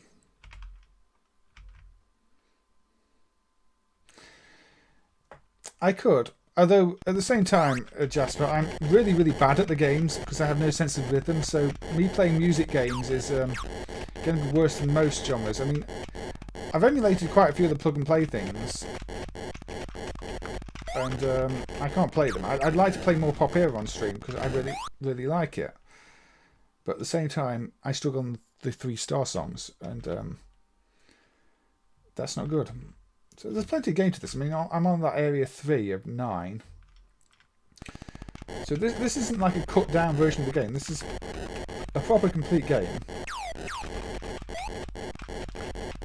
There's the whole of Super Cobra here for your enjoyment, if you're willing to put up with flickery display. So yeah, I can't seem to get past this point. Because you can't do 2 actions at once. You can move or you can bomb, and you can't move diagonally. And this seems to want you to do both. What a terrible day to have eyes. Yes, Thomas, it's probably not the best day.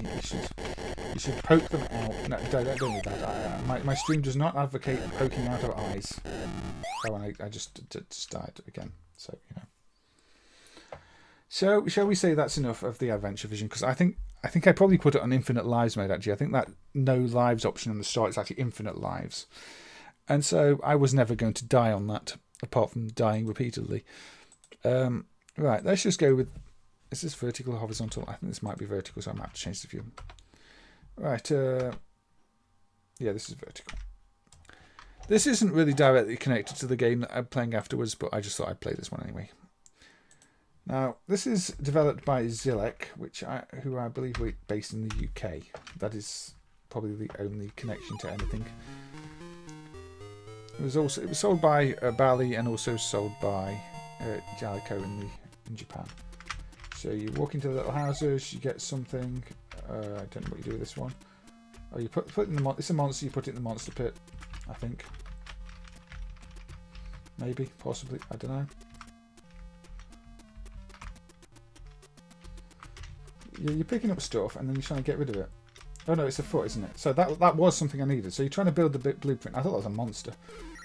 Yeah. So you get the part and then you put it on the ship. And sometimes you'll get something that's not a part that goes on the ship. So you basically, it's called blueprint, and you're building the blueprint. And if you get a bomb, you throw it in the bomb pit. If you get a monster, you throw it in the monster pit. That's a bomb. You see, I've got a bomb. It needs to go in the bomb pit. There we go. This is part of the thing that goes there.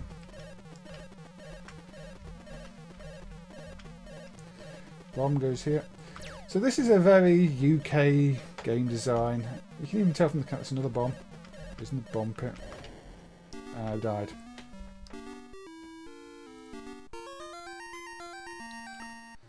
Yeah. I mean, again, it kind of makes... Oh yeah, everything's broken because I died, so I've got to rebuild the parts I built. There are... I mean, I'm not a good player of games in general. I'll be the first to admit that. I do prefer to play things that I think you've got the hang of it now, as I die again. I prefer to play things where it's not just going to be playing half a song and then me failing, and playing half a song and then me failing. And that's all that's going to happen with music games.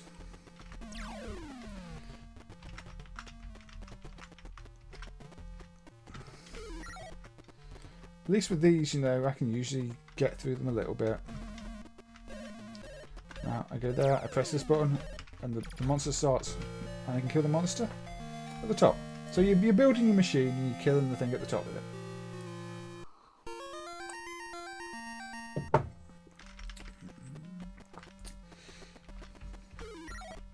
So you've got my part of the monster.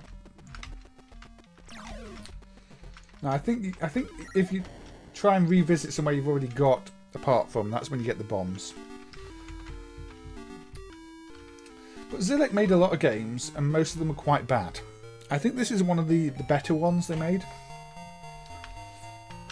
At least one of the ones that seems more playable. You've got a run button as well, but that's what the button does, is run. Just got to remember which houses you've already got parts on. Oh, no, you're going there.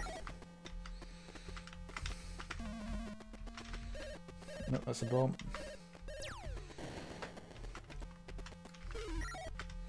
Oh, that's a part I need.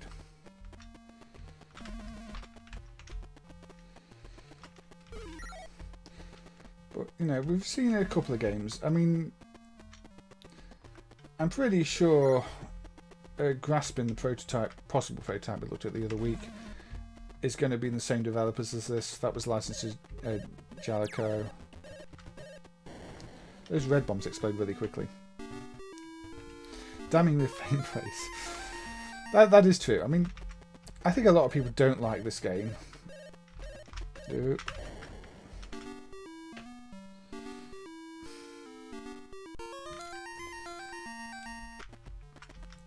Yes, it does feel like more like something. Dear, it does feel more like something you get on a home system, but with arcade graphics. I mean, I don't necessarily mind some of the Zilec games, but yeah, they're sort of halfway between arcade quality and home computer games. And there may be some design issues with them.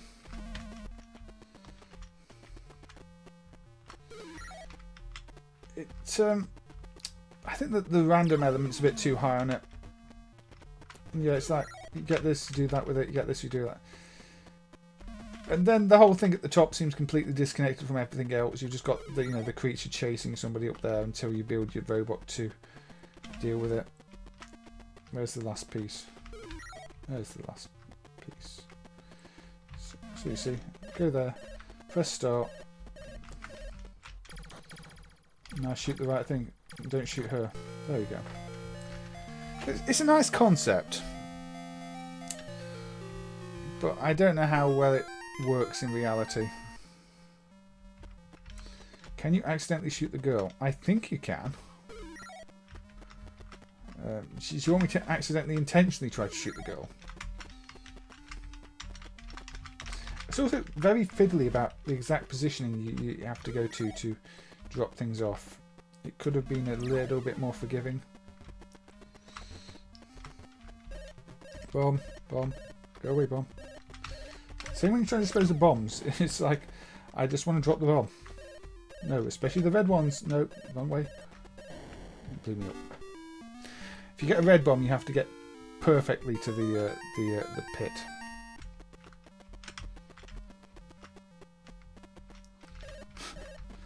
Red bomb. Shoot the girl. Okay, I'll try and shoot the girl. Red bomb. I should really learn where the red bombs are by now. I will attempt to shoot the girl. That sounds really bad.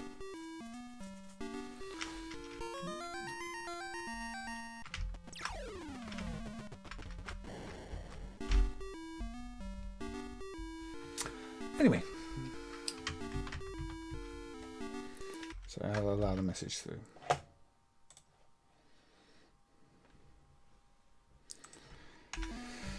Right, let's try and accidentally, on purpose, shoot the girl and see if we can shoot the girl. I don't know if you can. I'm assuming you can, because, you know, that seems quite typical of how this game is designed. We'll see if you can. Oh, there's a bomb.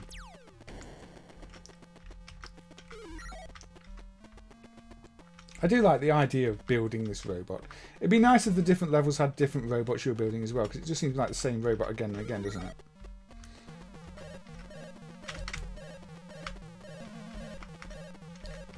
And the monster jumped out the monster pit. It's trapdoor. No, bomb. It's trapdoor. And the blueprint's falling apart.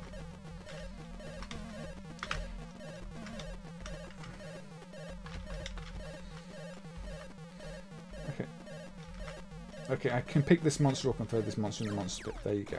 That monster doesn't kill you, even though it looks like it should.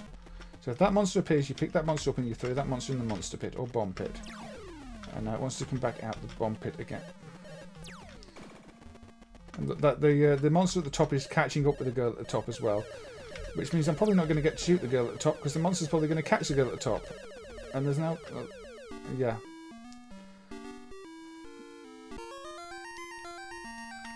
Yeah, and the monster at the top caught the girl because that's your time limit. Even though it doesn't explicitly say time limit, that is your time limit.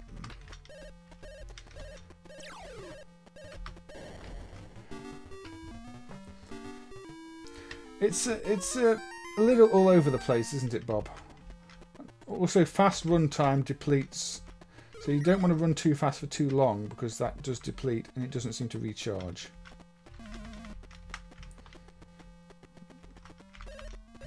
So fast run time should be reserved for bombs, I guess. For bombs, I guess.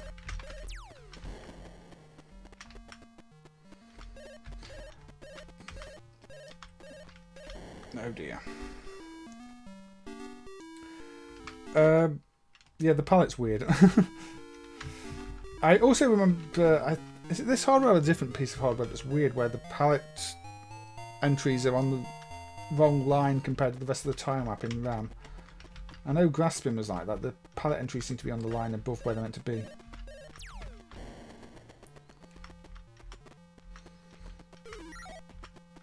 Anyway, we're trying to get the robot built again. My robot building skills are not perfect. So we've tried looking at all those three up there, so maybe that's a strategy. What's in this one? Let's get a foot.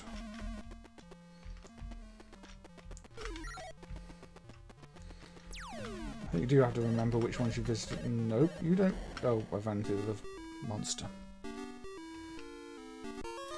Does it go up when you pick? Okay, that makes sense. So you do get to recharge it by placing a piece. Yes, you are correct. Bob, it does go up in that situation. No, you go in the bomb pit.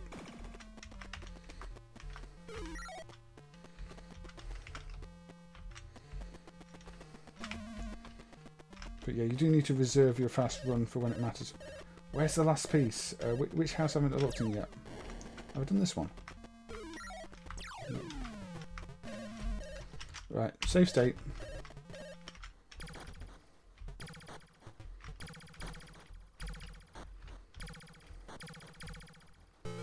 Nope, that's not what I want to do.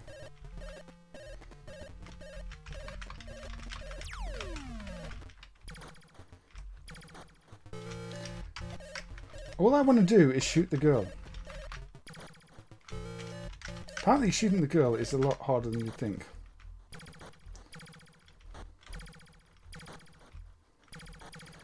In fact, I think it might specifically stop you shooting the girl.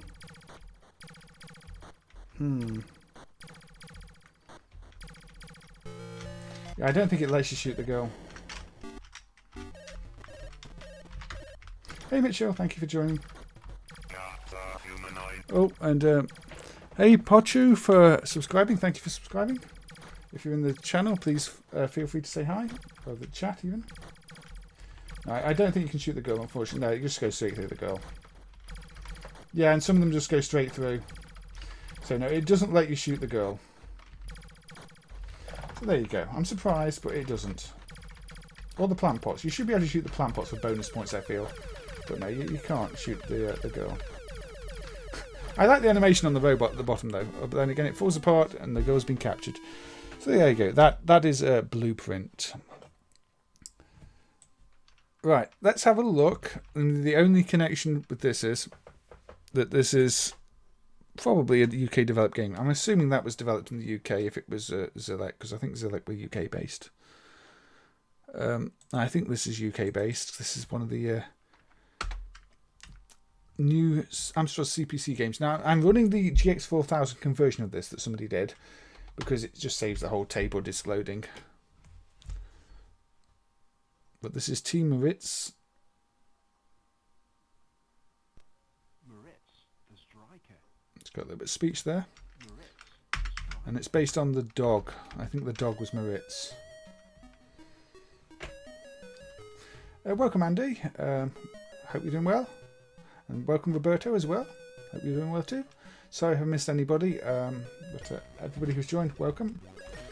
So this is done with one of those game development tools. So, you know, the ones that make it easy to make platform games. And it's a football-themed game where you're a Liverpool supporter or something like that. And, yeah, it's a platform game. It's a Manic Miner type thing. You have to go and get the ball, which is in the top right in the stage.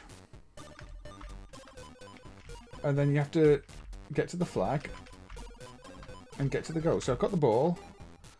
Now I've got to go back down the screen and kick the ball at the flag, put the flag down. That opens up the goal. And then I've got to go to the goal. And there we go, that's that stage done. So again, this is a modern development. So it was done with one of those toolkits. There were plenty of intro screens and things like that I've skipped over because I just wanted to concentrate on the gameplay for this. And also, I'm not sure exactly how you get them all to play. So again, we've got a similar concept here. This time the ball is locked behind this wall. So I've got to get to the switch in the top corner there, the TNT switch. To flip that and open up the route to the ball. Yeah, this is pretty much obstacle course soccer. I mean, it's a nice, simple little game. And there are quite a lot of these other games in the same series, if you want to call it that. The Moritz things, there are plenty on the Spectrum. You get like your lives are the yellow cards, so you get too many of those and it's all over. But you play this little dog character who looks slightly like Mickey Mouse. You know, it's a respectable little entry in terms of new games on the CPC. It doesn't require GX4000, it doesn't require a plus machine. This will run on a 464. There's a tape image of it. And yeah, I got trapped by the bouncing enemy. But this is the kind of thing that the development kit does. Stars and Stripes Forever by Sousa. But yeah, there's lots of well-known tunes in these games. Hopefully not well-known enough to, you know, get copyright issues. They are 8-bit AY renditions of them. Right, let's actually try and get to the bottom of the screen this time.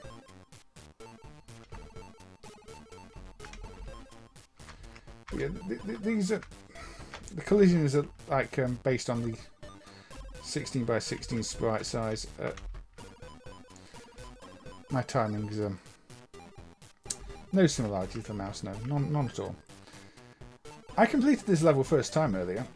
This time I'm struggling. This seems to be the streamer's curse.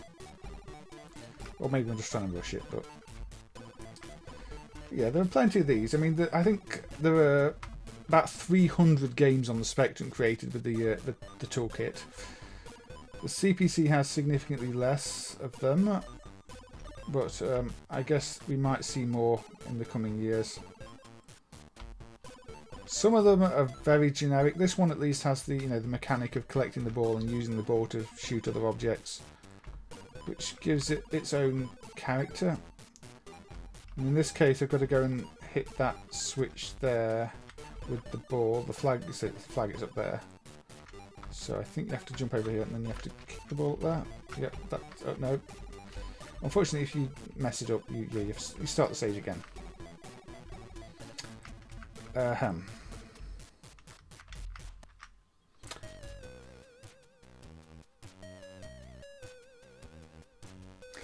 Yeah, the C64 especially does have some really good games, Andy. I would agree there. I mean, I watch Hazemaker streams all the time, and there are just some games that are so good. I mean, some of the C64 games that are coming out are, far beyond anything on the NES. Some of them are arcade quality. It's really fascinating to see. I mean, even the CPC. If you've looked at Pinball Dreams from, last year, I think it was, or the year before. It's every bit as enjoyable as the Amiga version, if not more, and that's on the CPC. It doesn't run in MAME, so I can't really play it properly because it pushes the hardware quite hard. And MAME's emulation doesn't support it, but the Pinball Dreams on the CPC is mind-blowingly good.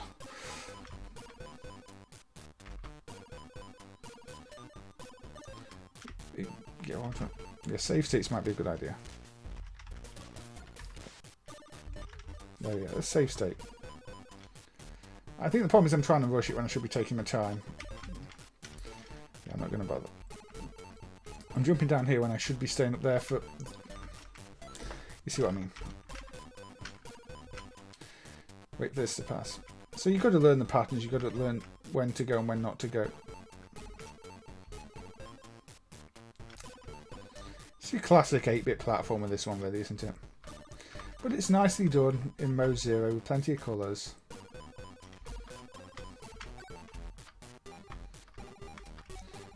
It's not a revolutionary game by any stretch of the imagination.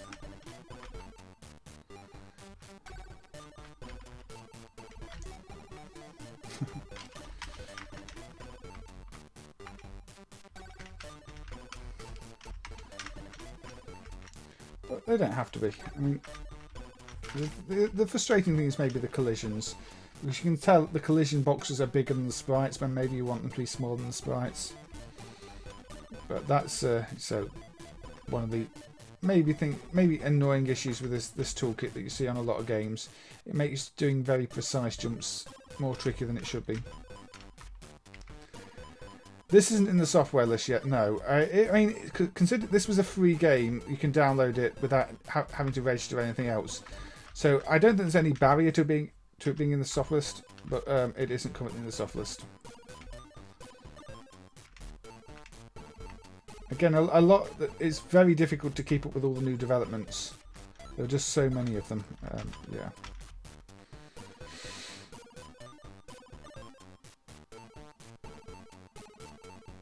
Yeah, there you go. It's not in the software list yet. I mean, it was literally posted to the forum yesterday, I think. And I say I missed the first release of it, unfortunately. So I've only got the bug fixed release where a few issues with it were fixed. And I kind of like to have the original releases too, but in this case I don't. I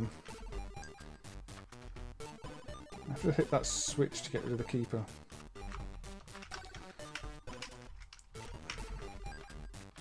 So I can't do it from here.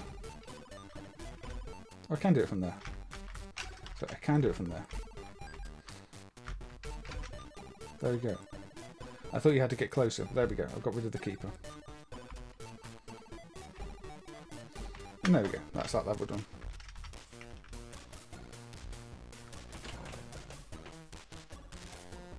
Yeah, there's a lot of these things I've been playing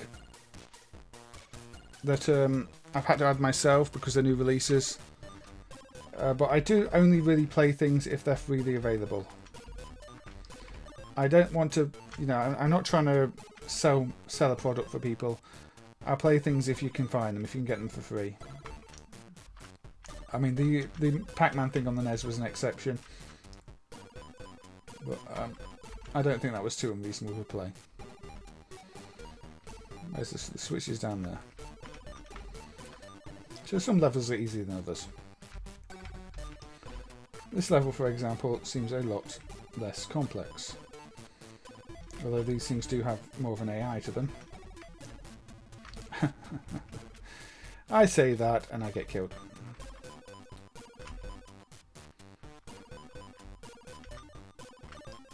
Oh, I forgot to go and get the TNT. Alright, Roberto, thank you. Good.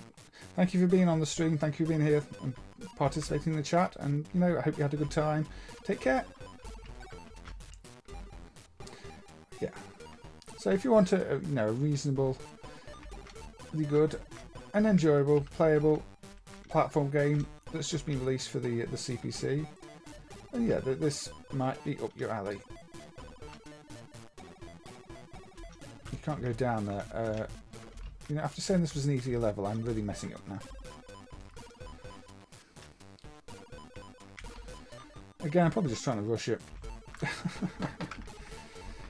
Well, Zypho did play this on the Amstream last night because he was showing off that it as a new release.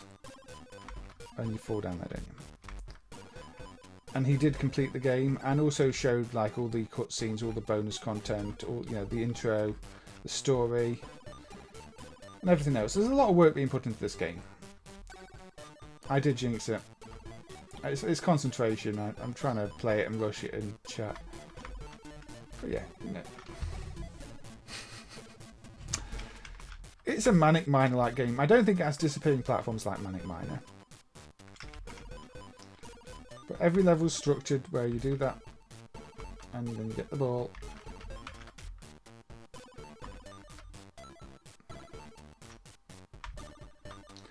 So the collisions, unfortunately, are maybe the little issue with this one.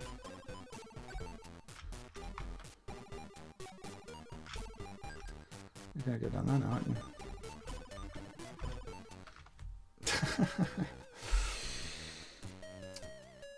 Zypho is more skilled than me, yes, with these games. But yeah, there you go. So I don't know how you get the intro on this, actually, unless it just doesn't work in the conversion or doesn't work in MAME. Because I'm not pressing anything to skip the... So I can skip this screen. Then how do I get the intro to play? It might just be a MAME thing. Maybe I have to load the disc version instead. I don't know. But yeah, that's a new game, Moritz the Striker, for the CPC. And I was playing the GX4000 conversion just because it was a bit quicker to load. But it's available on tape and disc. So yeah, if you want a new little platform game that is quite enjoyable, then yeah, check that one out. It's probably one of the better uses of the the creation toolkit I've seen. And it's a solid game. It's got 11 levels, I think, so it's not too long. If you you play it and practice the levels, you'll be able to complete it. Right, let's go for arcade shooter DoDonPachi 2 Beatstorm IGS. Now, this is the game that IGS developed on their own with the license from Cave. It is considered canon in the series because the game after it was released by Cave as DoDonPachi 3 as a limited release. It's kind of a lot of recycling from the older game, the first game, but still, it's a decent game on its own. AR09, and it's also actually makes proper use of the protection scheme. I mean, this has got the whole ARM sub CPU, so you've got your ARM 7 though, 20 megahertz ARM 7. And the emulation challenge here was, of course, extracting the internal ROM from that, because there's an external ROM for it and there's an internal ROM for it, and the internal ROM is important. But luckily, it was easy enough to modify the external code to copy the data from the internal ROM and print it on the screen, and then type it all in with checksums and get the internal ROM out that way. So it was a lot of effort, but that was what was done quite a few years ago now when this was emulated. And luckily, unlike some of the later IGS games, there is no extra protection on the reading the data out the internal ROM, and because it's got an external ROM, it was really easy to modify the external ROM to copy the code. There are some IGS games with no external ROM where we still don't know how to get the code out of them, but this one proved actually not to be too tricky, so I was quite glad, because it would have been annoying if it had been more difficult. The Cave developed games are also protected, but they just use the protection for fairly simple math calculations that can be simulated. Whereas this is using the protection for all sorts of actual game-related tasks. And I'm out of practice on this entirely, as you can see by me dying on the first part of the game. I'm not getting any bonus points. Yeah, I think I covered this one on stream before, but if you've only played this on older versions of MAME, the sound has improved dramatically since then. The fade outs and everything else on the audio are much better now than they used to be. So keep that in mind. It is worth using a MAME version from, I'd say, the last year or two for this one. You've got a little buzzing effect on the bullets there for extra points as well. Grazing, as they call it. So yeah, the sound is sounds good now, I'd say, as opposed to before when it kind of clicked a lot when it was fading, and it sounded really rough. This is DoDonPachi 2 B-Storm, yes, Andrea. This is the one that IGS made before Cave made their own games on IGS's hardware. And you know, for a Taiwanese developed game, I think this one actually holds up really well. It's got quite a bad reputation at first, but I think it's one that people have grown to like, grown to appreciate, grown to realise isn't just, you know, recycled assets. There's a game here of it, a game here that's good in its own right.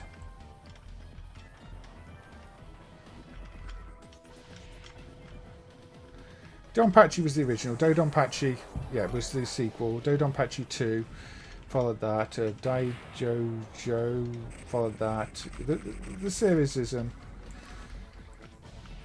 yeah, the series is quite, has lots of different names to the sequels, but the third one was also released as DoDonPachi 3 in a limited release. The one after that was never released as DoDonPachi 4. This is the worst I've ever played of this. Honestly, I usually get to about the second or third stage without dying, and again, I'm trying to talk and play. But, yeah, it's good use of the hardware. It doesn't have too much slowdown. I think maybe the ARM chip does help here, because as I say, the ARM chip does seem to be responsible for quite a few of the bullet calculations. Yeah, there's a DoDonPachi 3 too, and a DoDonPachi 4 that was never called DoDonPachi 4, and a DoDonPachi 5 that's not dumped yet, which was also not called DoDonPachi 5, but is the 5th game of the series. There are quite a lot of these games.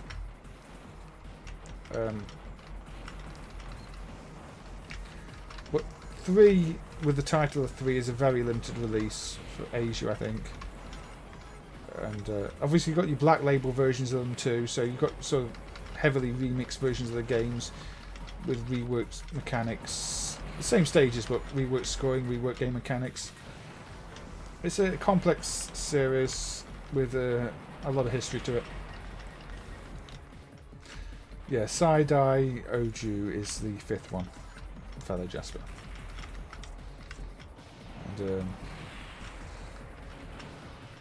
And I don't remember all the names off the top of my head. They should have just called them 4, 5, 6, 7, 8, 9, 10. That would have been fine.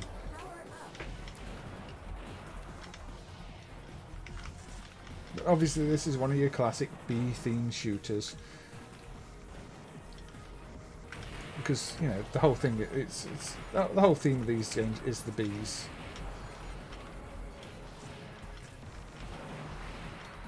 Hence why it's called B-Storm.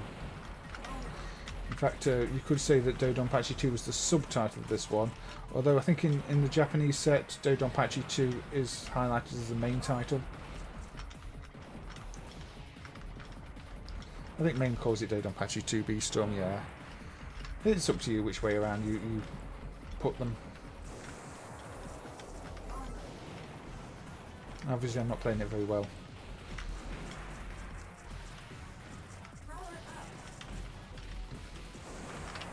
At all. But you get the idea of what the game is.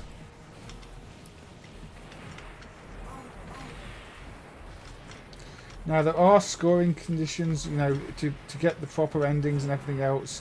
You have to meet scoring targets, you can't die too often. I don't know the exact conditions on this one, but rest assured I am not going to get the proper ending in second loop and all that stuff, because they basically require you to play the game really well, get really high scores, chain everything, and not die repeatedly while talking to people about the game. Yeah, I would recommend, if people want the game, just get the Xbox 360 port, which as far as I know has bug fixes over the arcade anyway. The arcade, from what I'm told, was a one-shot release. They put the PCBs out there, bugs were found in the PCB version. It was never fixed. The home console, the Xbox 360 version, got the fixed version of the game. If you've got the, you know, you've got the original PCB, it's full of bugs. Maybe the X-Arcadia version is fixed. I mean, you know, they do try and do a good job and get the latest code. So that's probably, if you can get hold of that version, then that might be the version to have. But if you want a home version that's affordable, I'd say get the 360 version. I mean, not everybody can afford an arcade PCB, even cheaper arcade PCB.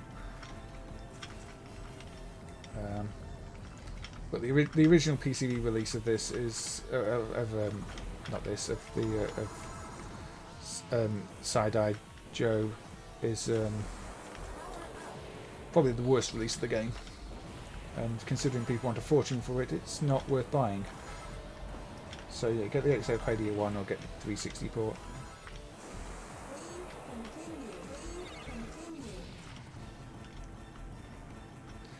Ah, does it actually mean B?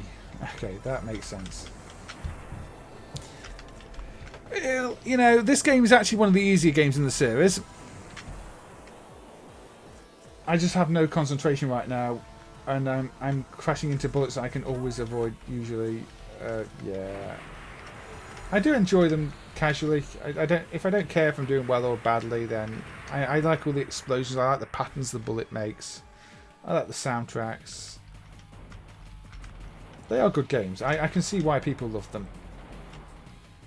Even this entry that's, you know, by IGS rather than Cave, it's still, you know, it plays really well. It's still an enjoyable game.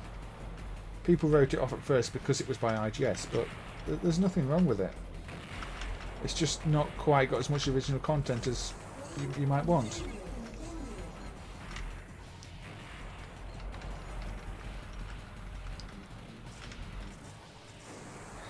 Yeah, the actual PC, the CV1000 PCB is not great. I mean, it's an FPGA, an SH3, a sound chip that plays sort of MPEG compressed sounds that are being really badly compressed. And yeah, it's overpriced for what it is, so just get one of the ports, or say the newer release if you can really afford an arcade thing. Anyway, that is just me doing really badly on DoDonPachi 2. I'm sure everybody in the chat can play that better than I can. It is actually a decent game, and it's one that I enjoyed working on the emulation of, extracting the protection data and seeing it improve from the bullets don't work to, hey, it's a playable game. Yeah, Black Label of the fourth game, Daifukatsu, is really good, isn't it? I think the Black Label version of that in general is a much better game.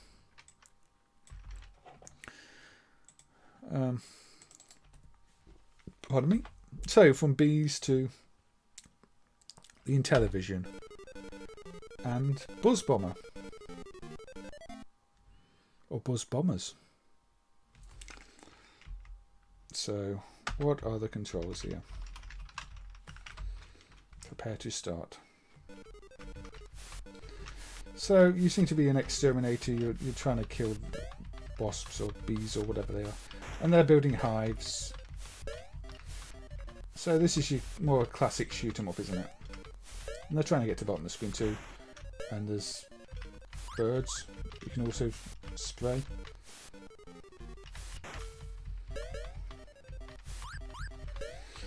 Yeah, they might have sold more copies if they'd done that, Bob. Let's clear out some of the beehives. So yeah, I don't feature the Intellivision very often on these streams either, so I thought with this one I'll have a look at the Intellivision, because the Intellivision is one of those platforms that's actually got some really good games, some really well presented games, and I like the presentation I saw with this one. So again, the thing that ties this to the previous game is clearly, you know, bees. Because apparently bees make for good shooting games. I don't know what people think of this game in general. I've not researched if it's considered a good Intellivision game. But you know what? I kind of liked it.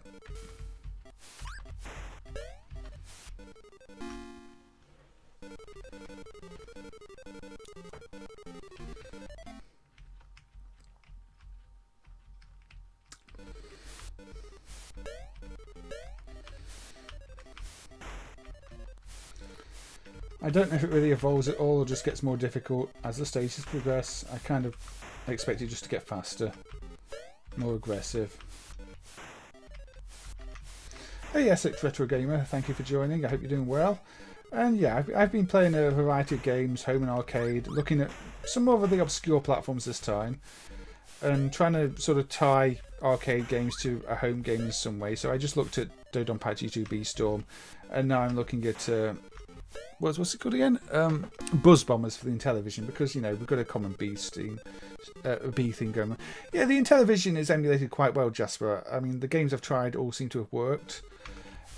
By default, for some reason, it maps both controllers to the same buttons, which is a problem. That one's a bit blooming fast. Oh. Okay, that got to the bottom, and I cannot move to the far left now. This is almost not safe for work. Why would this be not safe for work?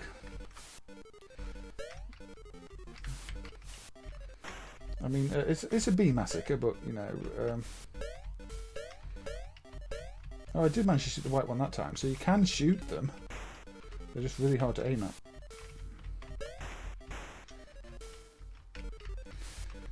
I'll have to give those a try, Bob. In fact, you know, before I lose the message, let me bookmark that one. I know people have recommended Diner several times on the Intellivision. I should play that one too. But, okay, there we go. I have made a note of those games, Bob. Oh, the IntelliVoice. It might be. I've not tried it. I know for the Philips one, is it the one with killer bees? That game, the voice for that one can be emulated, but that's not Intellivision, is it? That's Philips, I think. I'd be surprised if it wasn't hooked up, but I can't tell you for sure. It's not something I've tried. If there's a game that uses it, I can try finding out. The voice for the Odyssey 2, that's the one I was thinking of, Custado, yeah. That is emulated. You can use that in MAME. Okay, I definitely have to give that one a try, Bob. Sounds like one that might be more suitable for one of those streams where I look at longer games, so where I say dedicate 40 minutes to a game rather than, you know, about 10. I do need to do some streams like that. Like I said, they're definitely. I think I need to do a stream where I put a little time on the screen and play a single game for 40 minutes, or something like that, which I can understand might not be as appealing in some ways, but also lets me look at games that otherwise I can't look at.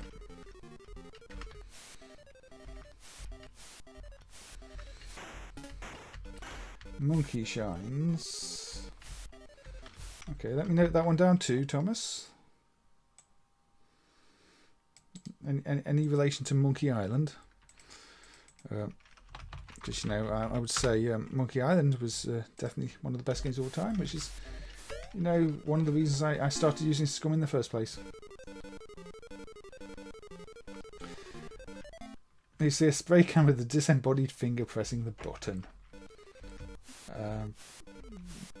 Yeah, that might be the case. There might be a sinister backstory to this that we're not aware of. Now, I'm not going to play this one for too much longer because we are on about 2.5 hours now, and there is more to cover.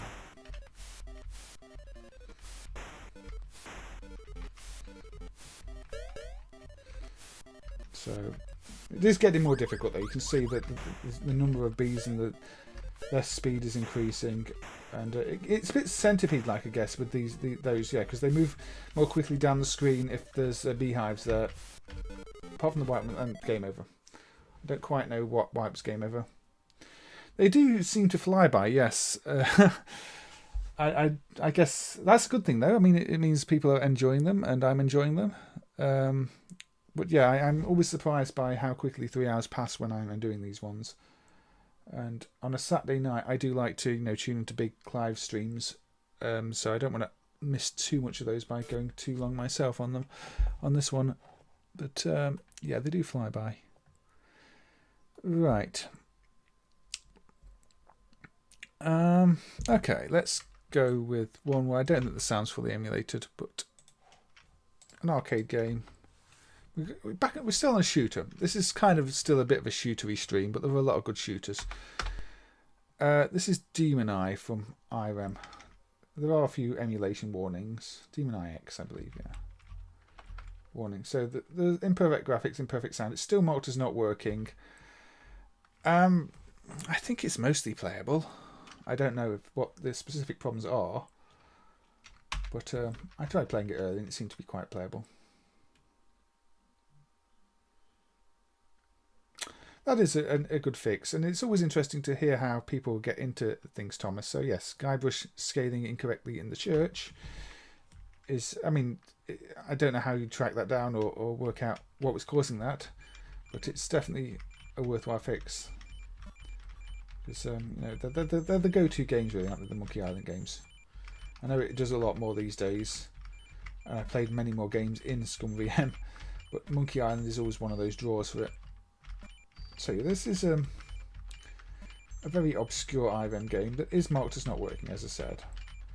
I'm not sure why it's marked as not working. There's probably something missing I'm not aware of, to be honest. Or maybe some issue that impacts playability at some point. But it's an attractive looking game. Obviously there's quite a lot of sound missing. Probably some discrete, you know, analog sounds, something like that. But the colourful backgrounds, the flowers growing at the bottom. I kind of like what I see here. Space octopi. So now do I shoot this one? So, and then I kill the little eye thing. And this appears. Kind of, the enemy kind of reminds me of the Blastoids one. What's his name? Blastoids is one I need to do on stream at some point too. I do like these early shooters that try to have, you know, good character design. I think that's what this has got for the enemies. They've got character. Although, say, I don't really know what I'm doing on it. Maybe there were some issues with killing these things that I'm not aware of. Well, its eyes seem to be closing as I'm shooting it, which I'll take as a good sign. Using soft ice. Yeah, I've heard of soft ice. I've never used soft ice, but I have heard of it, Thomas. Yeah, Deponia, those games are good as well, Andrea. I've looked at those quite a few years ago now, but I have looked at those. So yeah, I think the explosion effect there is probably wrong. But haven't given up yet. That's a little bit creepy. I mean, there are quite a lot of good point-and-click games. Before Telltale kind of destroyed the genre with the Jurassic Park, more quick-time event-type systems, there were quite a lot of good ones, and some of them have quite bad voice acting. There's quite a lot from German studios, I think, where the voice acting leaves a bit to be desired, but the games are solid. I did like the newer King's Quest game, actually, the one that came out probably about 7-8 years ago now. It was episodal, so it felt a bit forced in the way it was broken up. But as an adventure light, I'll call it, I did enjoy that one. I think a lot of people didn't, though, unfortunately. I never got into the dig. I thought the dig was a bit too dry for my tastes. I mean, I like those games for the humour, and the dig didn't have any humour that appealed to me.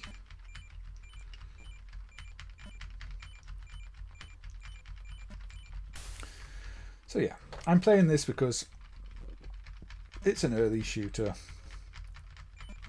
No other reason really. Also, you know, it's marked as not working. I'm not sure why. I might need to look in the driver to find out why. But I've not seen anything that actually makes it unplayable. I'm not getting hit by invisible bullets. Maybe it's been improved to the point where it doesn't need to be marked as not working anymore. Maybe there's some issue that I'm unaware of. Maybe later rounds fail. You know, if something's marked as not working and it's an arcade game, there tends to be good reason for it, because unlike, you know, consoles and computers, it's running one game and there's going to be something wrong with that game somewhere. But some of them are still worth having a little look at, and I think this is one of them.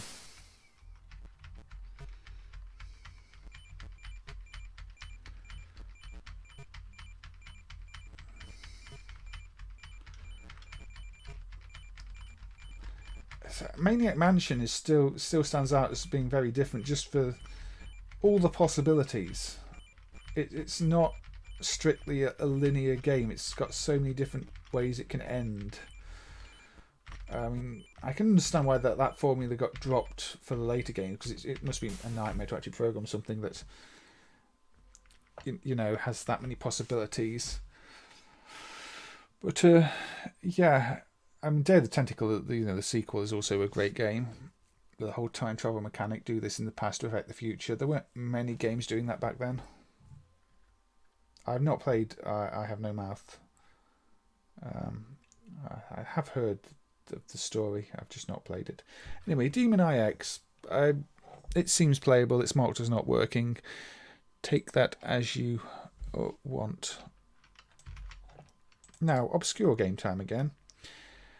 I'm going to load up the Sony SMC 777, a 1983 machine from Sony. Now, again, this is marked as not working. And I did find, I think there's a regression with loading some of the floppies, because I seem to remember some of the games collections, the other games did load on them, and now I get a bad sector error on the discs. But this specific game, which is Striz BH, does seem to load and play. Yeah, this is a creepy face X, isn't it, Bob? I think I have no mouth and must. Yes, it's. That is, I have a mouth and must smile creepily.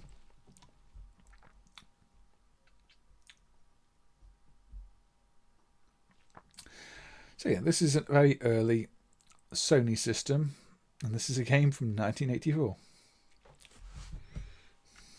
Striz PH. Is it a disturbing short story? I must crush up the outer Cosmo.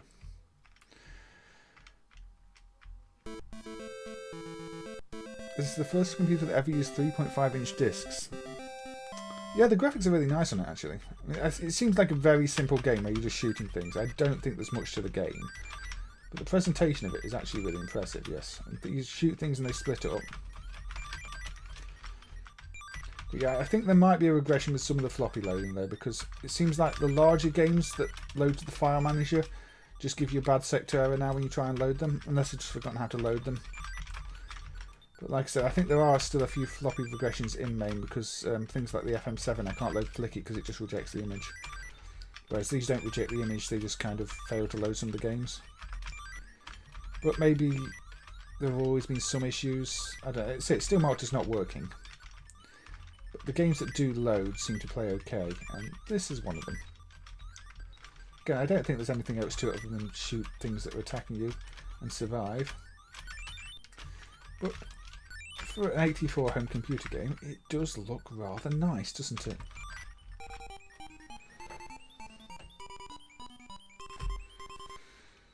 Blade Run has 13 endings, does it? I know more recently more endings, there are more games with more endings, but I mean, Heavy Rain's kind of famous for it, although I don't really like Heavy Rain. I think Heavy Rain's an example of a very bad adventure game.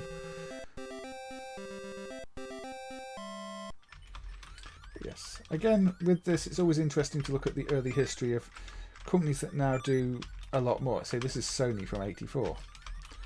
And obviously these days, Sony are quite a big player in the games industry. But back in '84, not so much. I mean, they weren't unheard of, but they weren't PlayStation. Now, yeah, you can be killed if you crash into things. Or they crash into you.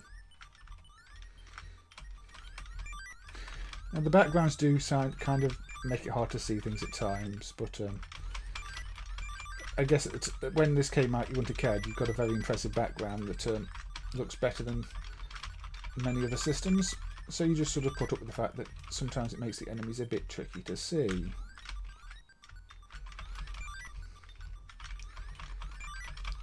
So yeah. Let's blast my way through a few more waves and see where we get to. I do enjoy some of these early shooters. I'm not always good at them, even if they're easy ones. stages into Cosmo. Oh dear. So it says damage instead of lives, but those are your lives. These enemies diving at me are quite annoying and difficult to deal with.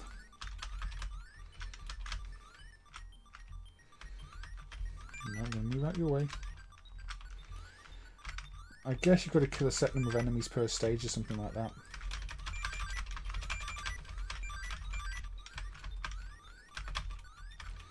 I don't know. It's a simple early shooter, like I said. Game over. Let's give it another try. Seems to start me exactly where I left off.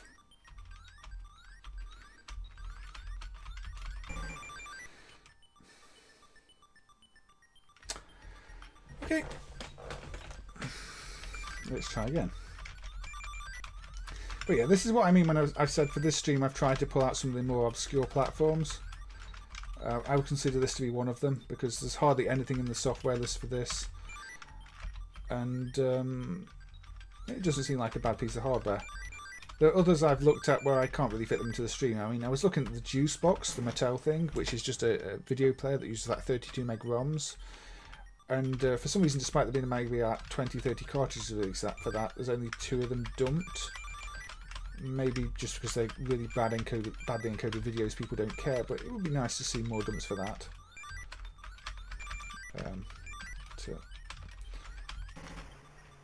I don't know. Yeah, that's the problem, fellow Jasper. The adventure genre seems to just evolve into interactive movies that just... I don't know. To me, that's not an adventure game. And it was really disappointing because Telltale started out so well as well. You know, they did the Monkey Island sequels that weren't actually bad, and then they just went for, again, more interactive movie adventure rather than proper adventure. There's no puzzle solving apart from everything's constrained within the tiny scenes, and they just weren't fun. As much as you kind of like the characters and the story, they weren't fun games. And that's kind of what I feel with Heavy Rain. The gameplay is second. And same with the other ones. And then I didn't even like the story on Beyond Two Souls. I thought it was terrible. So I wasn't enjoying the game, I wasn't enjoying the story, I wasn't enjoying the characters. And yeah. Yeah, I mean, it's just a palette cycle effect, Mamanian, but yeah, it does help. And look, we've got the change of backgrounds here too. You know, Crush Up Downtown, Stages Downtown.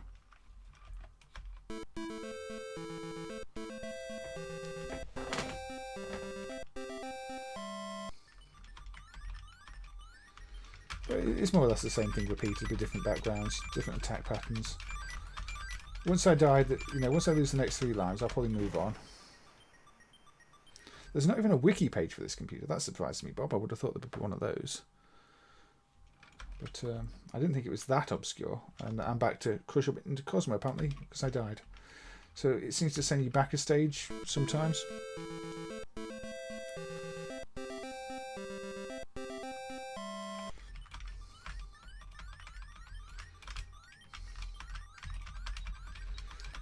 So anyway, I think we've seen enough of that, actually, since it's sent me back a stage. Right, this one. Why did I pick this one? Joust 2 is a vertical game. Now, obviously, Joust 2 is not as famous as Joust. Look at that. Your classic Williams lights on the PCB thing before the Mortal Kombat era.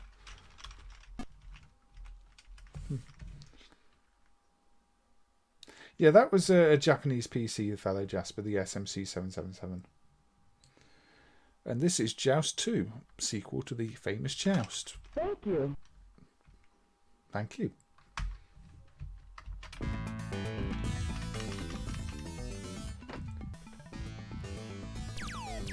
The colours are a little dark, I have to say, but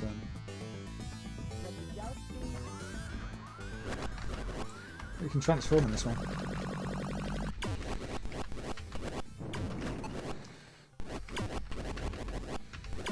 You get the idea. You just have to attack the enemies in a high position.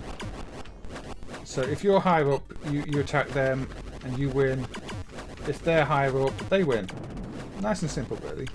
And then you get the eggs so that they don't hatch again. Because if they hatch, that's bad. I think the problem with this game is maybe it doesn't innovate enough compared to the original Joust. The original Joust is obviously a famous game. Whereas this is kind of more of the same. So, very few people seem to talk about Joust 2, only the original Joust. But, you know, both are solid classic games. Don't do that.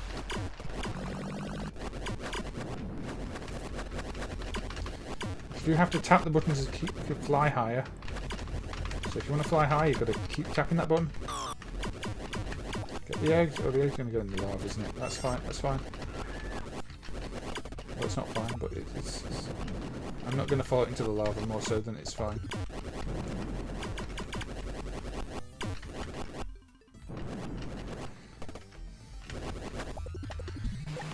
I say not going to follow it into the lava, and then I follow it into the lava. Yeah, Joust is a solid game. Thy game is over. Yeah, let's continue. Welcome back. I think the first game is better too, yes. I thought I'd just play the second game because the first game maybe gets played too often. Although I will play the first game on the stream at some point. Again, with these streams I do like to play sometimes the lesser played versions of things. And Joust 2 fits the bill there.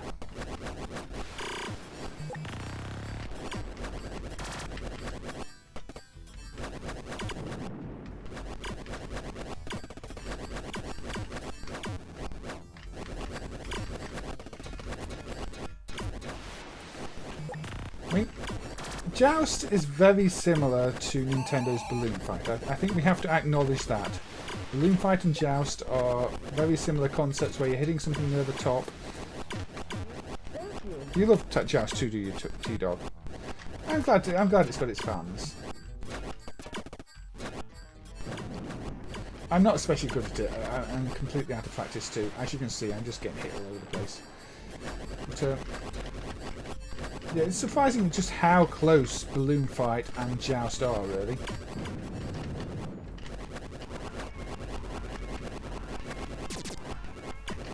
Good. That wasn't good.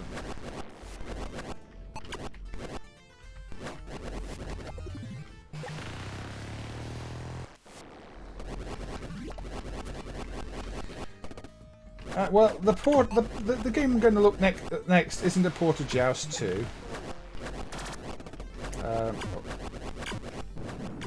But, you know, it is another Joust game. How bad am I at this? How bad indeed.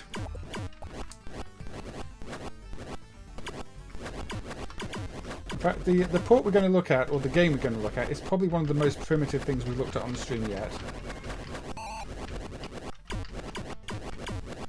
Oh dear. Evil lava hand got me. There we go. Got you. Got the egg. Get the egg. There we go. So we'll play another level of this because we've got about 10 minutes of the stream remaining. Crystal Bat Attack. Crystal Bat Attack.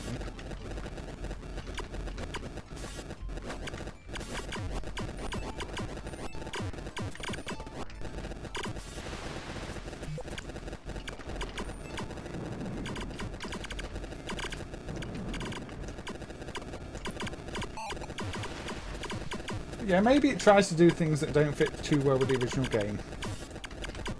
But I'm not really innovating in ways that improve it. I can see why it has its fans. I mean, T-Dog says that, you know, he really likes this one. And if you're bored of Joust, the plain Joust, then yeah, I can see why you might want to play this one. The sound design here is just kind of obnoxious.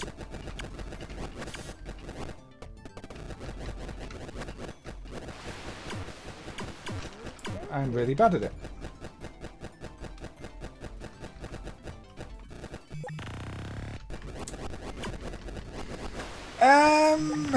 I don't know, Mamanian.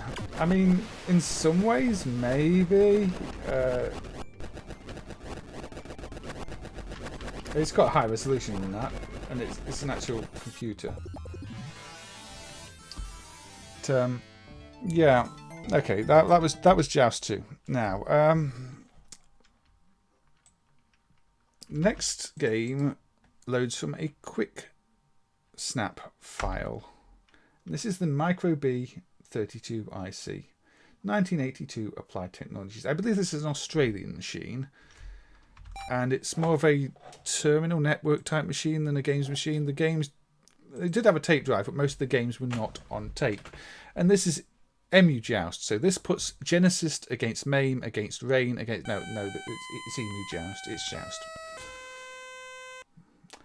I don't know why Joust 2 is vertical either, Andy. It doesn't really fit the game, does it? It doesn't give you the room you need to manoeuvre. So, Emu Joust, 1983.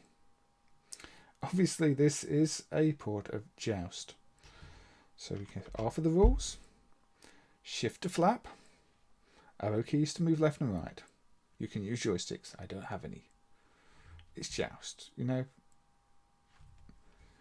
G to start the game. So yeah, this is loads basically from what is equivalent of a save state file. Because I'm assuming the original loaded over network or something like that. I'm not entirely familiar with it, but it definitely wasn't a platform really designed for gaming. Yet here we are playing a game, and there are plenty of other games on it. But you can tell. Hey, main fan, thank you for joining. Have you been watching most of the stream? Have you just dropped by? Yes, I saw the title Emu Joust, and I thought I have to make that little pun, don't I? I mean, it is just Joust. I don't know why they didn't just call it Joust, because you know what Joust is. But it's got the arcade gameplay intact here. You know, you hit them from above, you collect the eggs. No bonus points, some survival points. You've been lurking. Well, good to see you anyway. And as always, thank you for your support to the channel.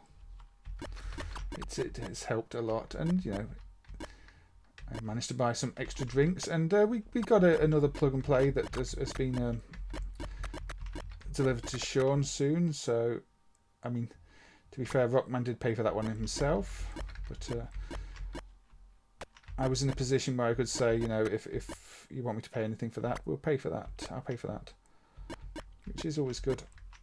And that's one of the rarer ones as well. I don't think the seller realised it was rare, because we got it for about $25 when I was expecting to have to pay for about $100 for it. So fingers crossed we get a good dump from it.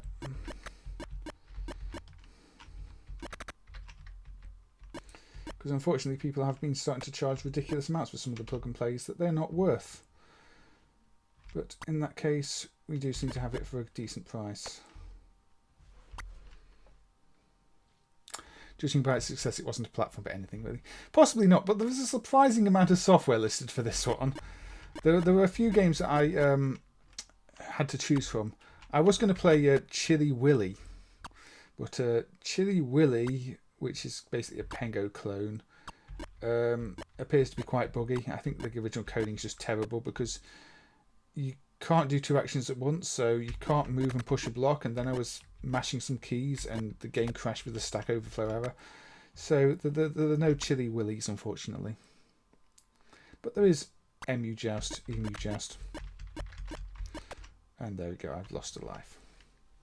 Alright, Andrea, take care, and I'll see you next time. Thank you for being here. Yes. I think if you've got an overpriced business computer and your kids play, there's something like that. I don't know. So I never had one of these, and it definitely is a primitive system for 82 and the Egg Wave. But at the same time, people have made some reasonable games for it, so I think they're worth having a look at. I mean,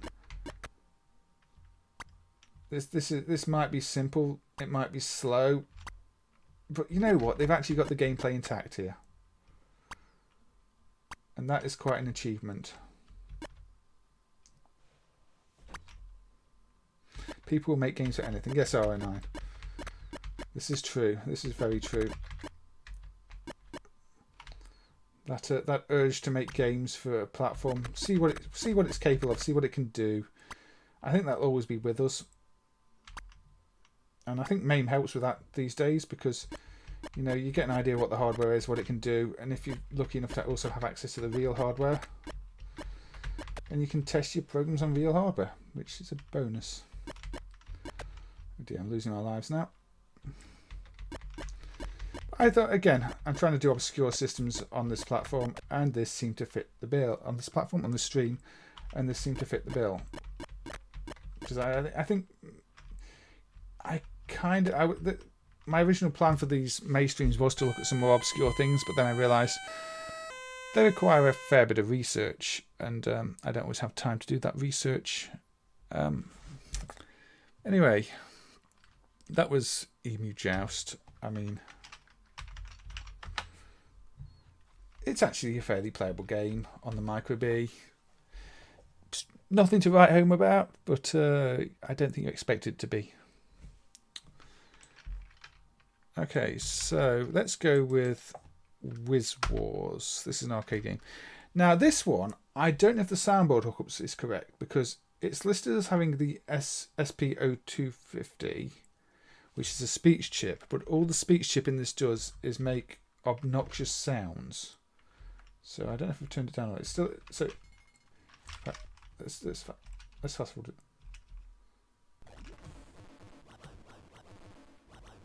So this beeping noise you can hear is what the speech chip is making. So we have to turn that right down. Maybe there's a different chip there on the board. Oh hey Rockman, we were just saying that you know, you put the money forward for a plug and play, but I was, you know, glad that MAME fan had made a donation previously that meant I could offer you the money if you wanted it. This is Wiz Warz, which I believe has got quite complex controls actually, so I should probably set those up. Yeah, it's got a dial, hasn't it? So I need to aim. In fact, I should launch this with mouse support for the dial. They make porn of anything. Yes, they do. They do, Custado. Yes, Santari. Chilly Willy is definitely what you get in Finland if you don't wear long johns in the winter.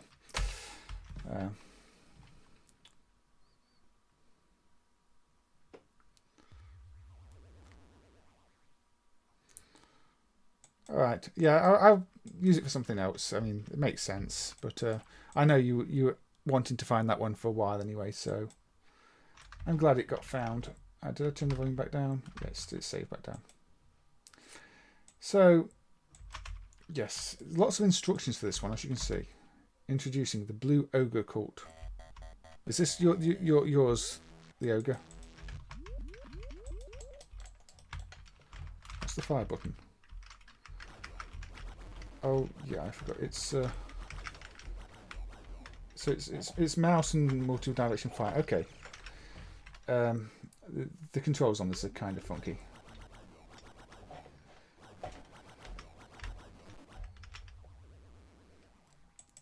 But yeah, I think this is a prototype, I believe. But you're moving around the edge of an area, and you've got, you know, your different fire directions. I am quite curious to know if there is missing sound in this though, because like I say, that what gets sent to the sound chip, the speech chip, seems to have absolutely nothing to do with speech. It doesn't look like valid commands or anything, and it just ends up making a horrible, horrible noise. And since this is a prototype, maybe it used a different soundboard that is just not hooked up properly. So yeah, you might think the dial is for the aim, but the joystick is for the aim, and the dial is to move around the edge. But this is a good, fun little game. It's not yours, the ogre. No. Okay. Game overeth. You are history.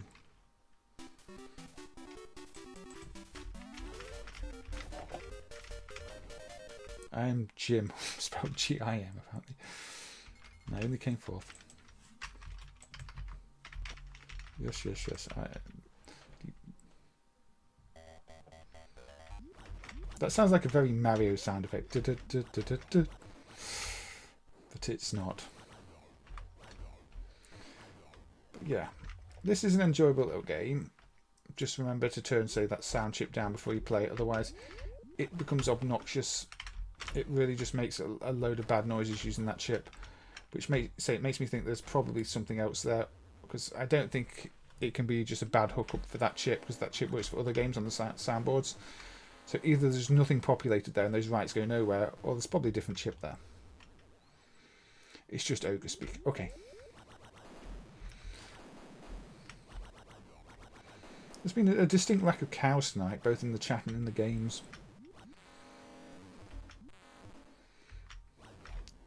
Not had anybody telling me I've got to play final lap. But yeah, we are now basically on 3 hours, so the game after this... You snuffed all the serpents. Okay. The game after this will probably be the final game of the stream. Should be a fun one. Yeah, your shots also have an odd interaction with the edge, so they don't always go where you think they're going to go. Cow's favourite drive is moo.cpp. .cpp, not CPC. You're on the turf of the evil whiz of the apocalypse. Warning. Catch a fireball in the face. You're out of this place, Ace. Castle Morbid. Oh. Introducing the dwarf dudes. Castle Neon.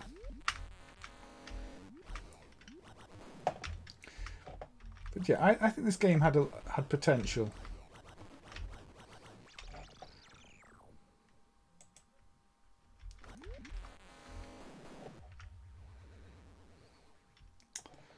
Yeah, I can do this lap, although I don't really move fast enough. I was going to say I can do a lap of this, but, you know, this is lots of mouse movement. This is like a circuit, isn't it? Fight, you know, no, I'm not doing the final lap.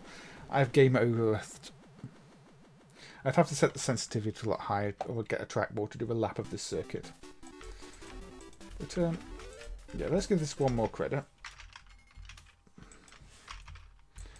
And then we will move on to the final game. Which is also on a driver that is marked as not working on MAME, but yeah. Oh, yeah. Blue Ogre Cult again. I seem to cover a lot of things on non-working drivers, but if you know which games to run, you can usually get something playable.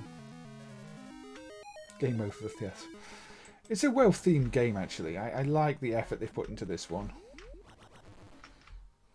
Also, I think it's a decent concept. It's kind of Tempest-like, isn't it? My middle name is Gilbert. My middle name's not Gilbert.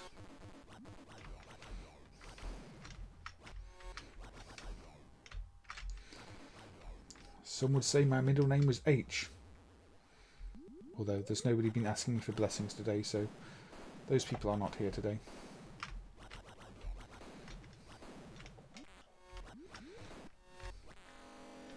And Gillian for long. Maybe. I do love snuffing serpents. Apparently my name's Bucko. They're still touring. Yeah, I think it is a Blue Oyster Cult reference. And yes, still touring when this game is from the 80s is quite impressive. Oh, I'm on the Evil Wizard's turf again, where he hit me in the face last time.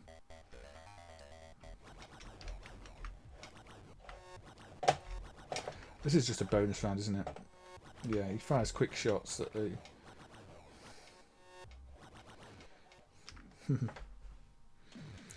I do have a middle name. My middle name is Jameson Santeri.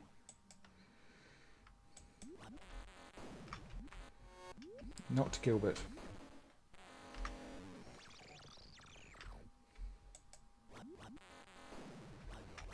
Yes, so my first two initials are DJ, although I'm not very good at DJing. You know, it didn't help. In fact, I just choose songs that nobody ever wants to listen to. That's what I'm good at. At parties, like, choose a song, it's like, oh, okay. And then everybody goes, turn the song off. Castle Exotica. Nothing to do with the cruising game. That doesn't work. Game over with. MAME Haze is not my real middle name, no Custado. That's why I put it in inverted commas. There we go. So the next game, which I will quickly do because we are over the 3 hour mark now.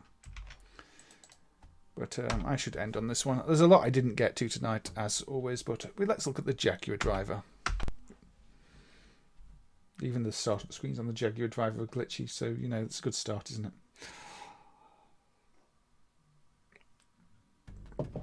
So, Llama Softs, Tempest 2000. It doesn't run perfectly in MAME, but is somewhat playable.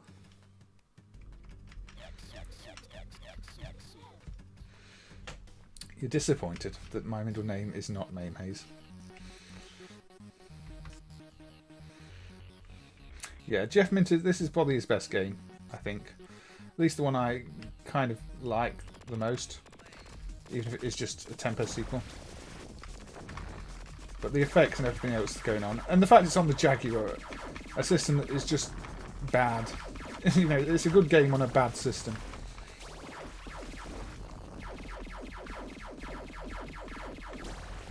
Well, obviously he also did Tempest 3000 on the new one, but, you know, if that's ever emulated in MAME, I will be amazed.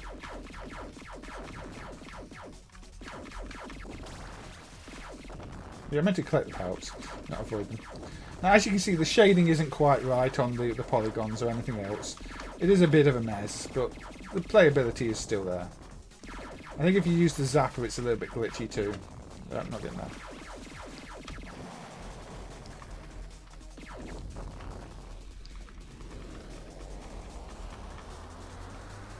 Actually share the same surname. Ah, well, yeah, I mean, a lot of people spell the surname incorrectly. They'll spell it Hayward, but that's a nice little fact you have there, Andy.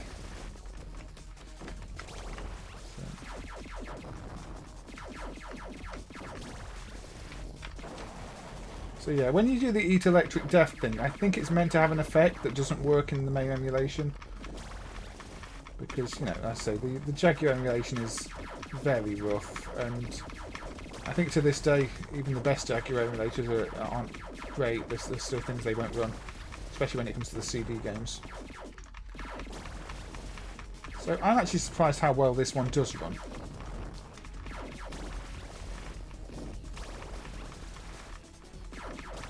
There are not enough log laws out there. No, Bob, I think you are the only one I have encountered. Jaguar is just such a mess of hardware, Malmanian. I don't blame nobody for wanting to look at it. It's full of hardware glitches. It requires precise timing of all the different CPUs to get right. You have to single step some things. You have to emulate the cache. You have to emulate all the prefetchers. You have to emulate the hardware bugs because, you know, games will try and do things they're not allowed to do, and on real hardware that has effects you might not anticipate.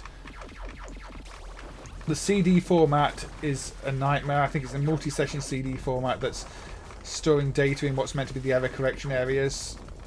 Yeah. Yeah. You will get it, Andy. I don't think it's ever going to change, unfortunately. It's just, yeah, people want to spell it that way. Even though I know far fewer people with it spelled that way. Well, for some reason that's the spelling that people go with.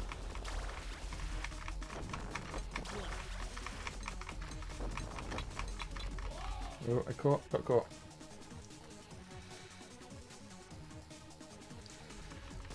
I've not played Space Giraffe. Maybe I should, maybe I shouldn't.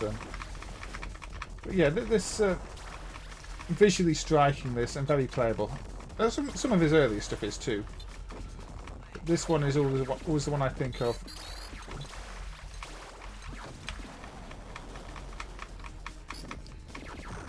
I got shot.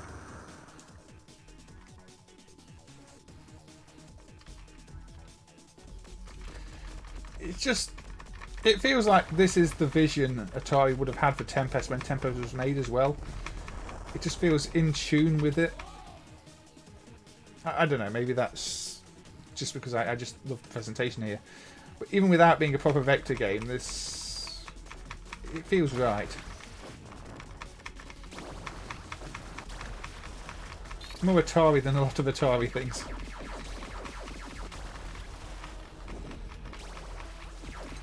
It's a food store chain in Canada, is it? I was not aware of that. I think we've got some Canadian restaurant opening up here soon. Or Canadian snack store, I don't really know. I saw it in the news. Didn't look too tempting. Just looked like overpriced pastries to me. I can't remember what it was called, unfortunately, and I got caught again. But would you trust lobster? That is the question. Yes, do the math. Oh dear. So game over with a very funky game over effect here. Yes. It's like a screensaver in a game, isn't it? So all these effects could be slightly emulated incorrectly because the Jaguar emulation is terrible, but they still tend to look quite good. But yeah, Tempest 2000 is fairly playable in MAME. I think there are still emulation improvements that could be made, but nobody seems to be interested in the Jaguar emulation. And hey SB, I'm saying hi, but at the same time, I'm also having to say that this is the end of the stream. Because we are over 3 hours. In fact, we are 3 hours and 10 minutes into the stream, and these tend to be 3-hour streams. So I will be saying, Polybus, this is your favourite non-existent game. I like the thing that Ensky did on One Credit Champ, where he was trying to say that Cube Quest was the closest thing to Polybus. That kind of amused me, because it kind of does fit the idea. But yes, all right. Take care, Andy, and yeah, thank you too. Thank you for the kind comments. And so yeah, SB, feel free to check up the replay because it'll be live on. Oh, it'll be on YouTube straight after the stream anyway, I think. And I think you can just rewind as well. I've got DVR enabled on it. Thank you, Peter. Thank you, Costado. Thank you, Malmani, and thank you, Bob, as always. And your random daily fact and Santari as always. Rockman as well. Good to see you. Thank you for joining. And obviously the Ogre, I've already lost track of who I said thanks to, but thank you to everybody who's here. R09, yes, thank you. Andrea, who's here earlier, left earlier. Thank you, everybody. MAME fan as well, if you're still looking, thank you. Much appreciated, as always. Peter, T-Dog, I'm just reading out random names as I go past them. Thomas, obviously. Fellow Jasper. There's plenty of you. It's been a nice, busy chat, as always. And I've appreciated it, but yes, I need to pop off and hop onto a big live stream and see him potentially set beards on fire or whatever he wants to do. So, good night, everybody. Take care, and I will see you on the next one.